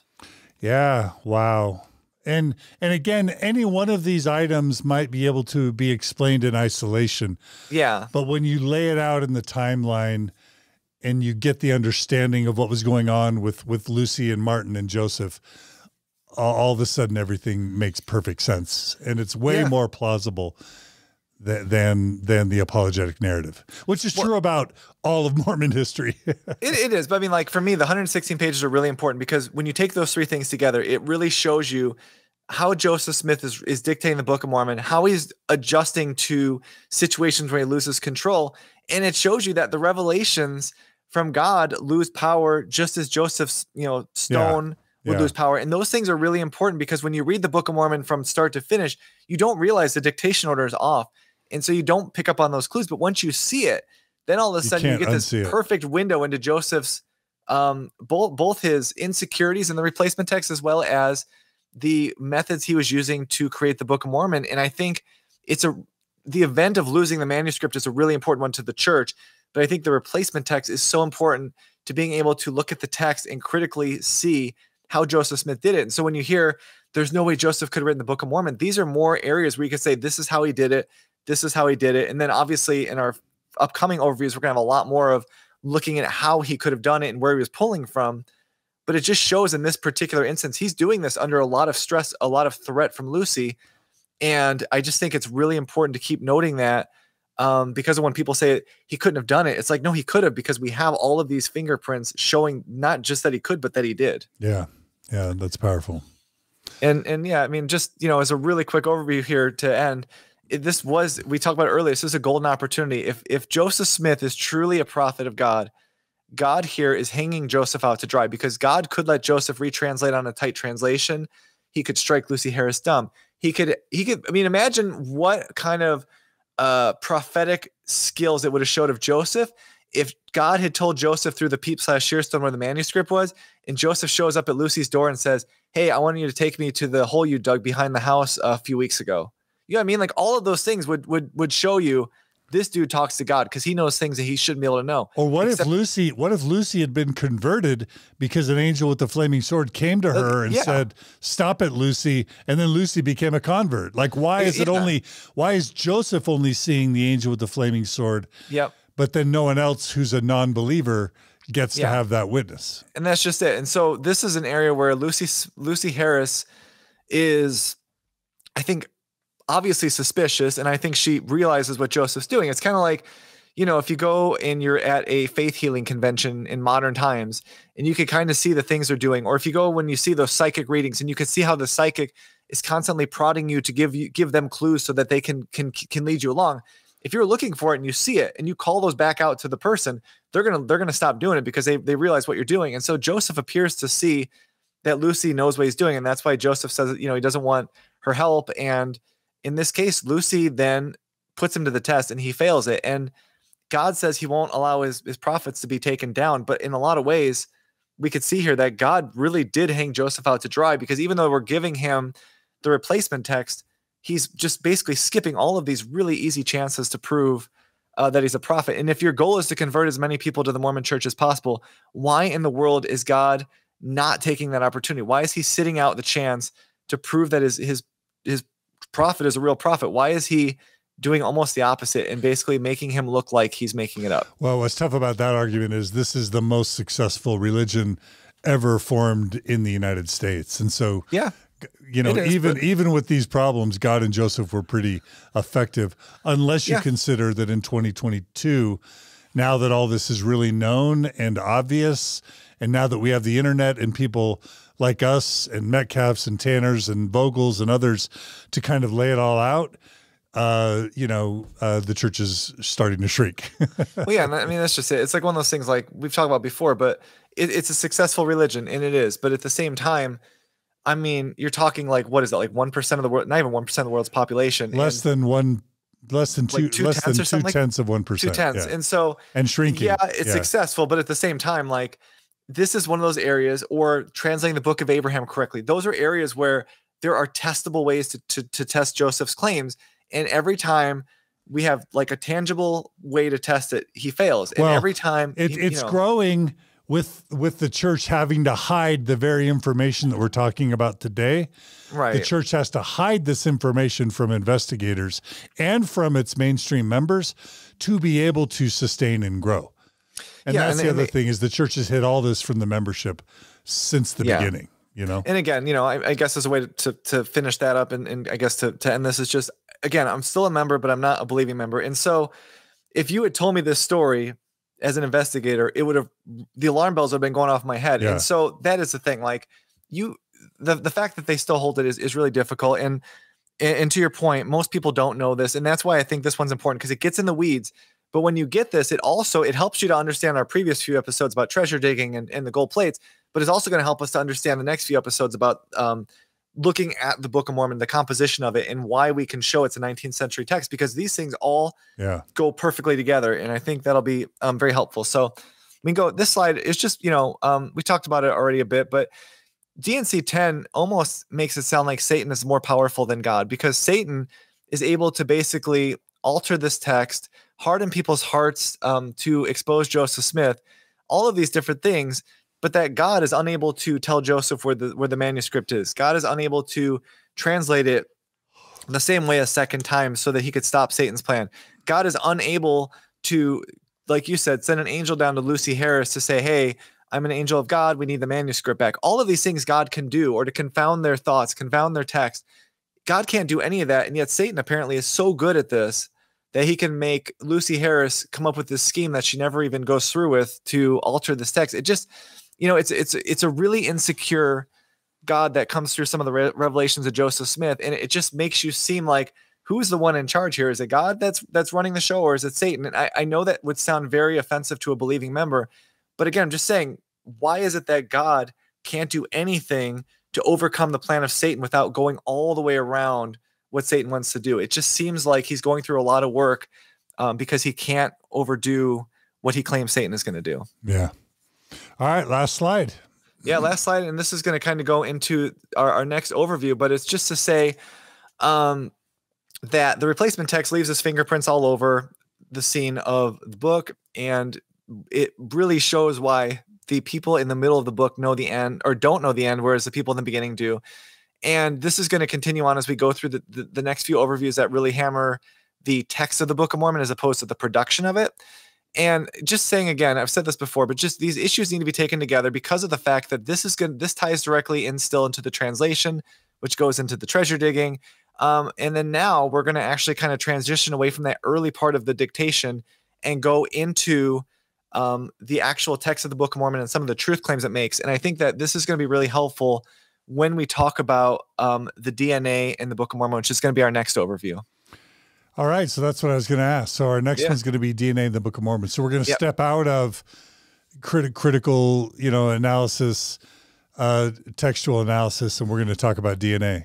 Yes. And then we'll come back to we've got there's tight versus loose translation, the surrounding influences. And then once we get through the next few overviews, there's going to be one final overview on the Book of Mormon, which is basically how could he have done it. And I think that one's going to be really cool because there's a couple of examples in there that show you how he was pulling sources into it. And I think just like the 116 pages are a little bit in the weeds, but once you get it, then you start to see it. And once you start to see it, everything else becomes not just explainable, but like explainable to the point where you could say only Joseph could have done this. And I think that's why when we talk about, apologetics and all that, you have to take all of this together, because when you answer those things, you still have to answer the rest. And that's what I'm trying to do on this, is to almost like, put the buffers on both sides to say, if you want to go here, you got to still explain here. And, I don't want to ramble on about this, but I do hope that as we go further, it will explain not just how he did it, but like where he was pulling from, and the thoughts of his day that we don't talk about today that just happened to end up in a text that's supposed to be ancient. All right. Well, Mike, this was a fascinating and a really important episode. So I'm just loving this series. Thank you. Thank you so much. And everyone who wants to kind of read all this in detail, who wants to check out the footnotes, who wants to see more explanations, you can go to ldsdiscussions.com/116 pages. We'll include that in the show notes. And again, we really would love your feedback on this series. Do you like having just me and Mike? Do you want to have additional co-hosts? Do you want us to try and keep it tighter? Believe it or not, we're at almost at 2.5 hours, and this was the shorter version, but this could have been much longer if we had more co-hosts. So do you want it with additional co-hosts? Do you like to keep it tighter? Do you want to keep it even tighter than it is? Do you want multiple versions? We would love your feedback either in the comments or email us at mormonstories@gmail.com, or you can email Mike at ldsdiscussions, right, at gmail.com. Is that your email? It's LDS Discussion singular, so there's no S, so ldsdiscussion@gmail.com. I should probably get a better email address. Oh, even though the website is LDS Discussions plural? Yeah, okay, I couldn't get the Gmail, fine. so that's fine. Anyway, send us your feedback. Let us know what you like. We hope to have 40 or 50 or 60 of these episodes before all is said and done. We want it to be this series that you can binge watch, kind of like a year of polygamy. You can do a year of LDS discussions, a year of Mormon truth claims, and by the end, really have a solid understanding of the problems of the Mormon Church's truth claims. Anyway, thanks so much, Mike. You're awesome. We'll see you again soon. Yep. See you, viewers and listeners. And I'll just end by saying, if you value this content, if you want to see it continue, we would love your financial support. Go to mormonstories.org, click on the donate button, become a monthly donor, $10 a month, $20 a month, $50 a month, $100 a month, whatever you can afford. We're transparent in our finances. We always have been. Every dollar that we spend is on advancing the mission of the Open Stories Foundation. And we'll keep doing this until we no longer have support for it. But, please support us if you value this. So everyone, thank you so much. Take care. And we'll see you guys all again soon, guys and gals, on another episode of Mormon Stories Podcast. Take care, everybody.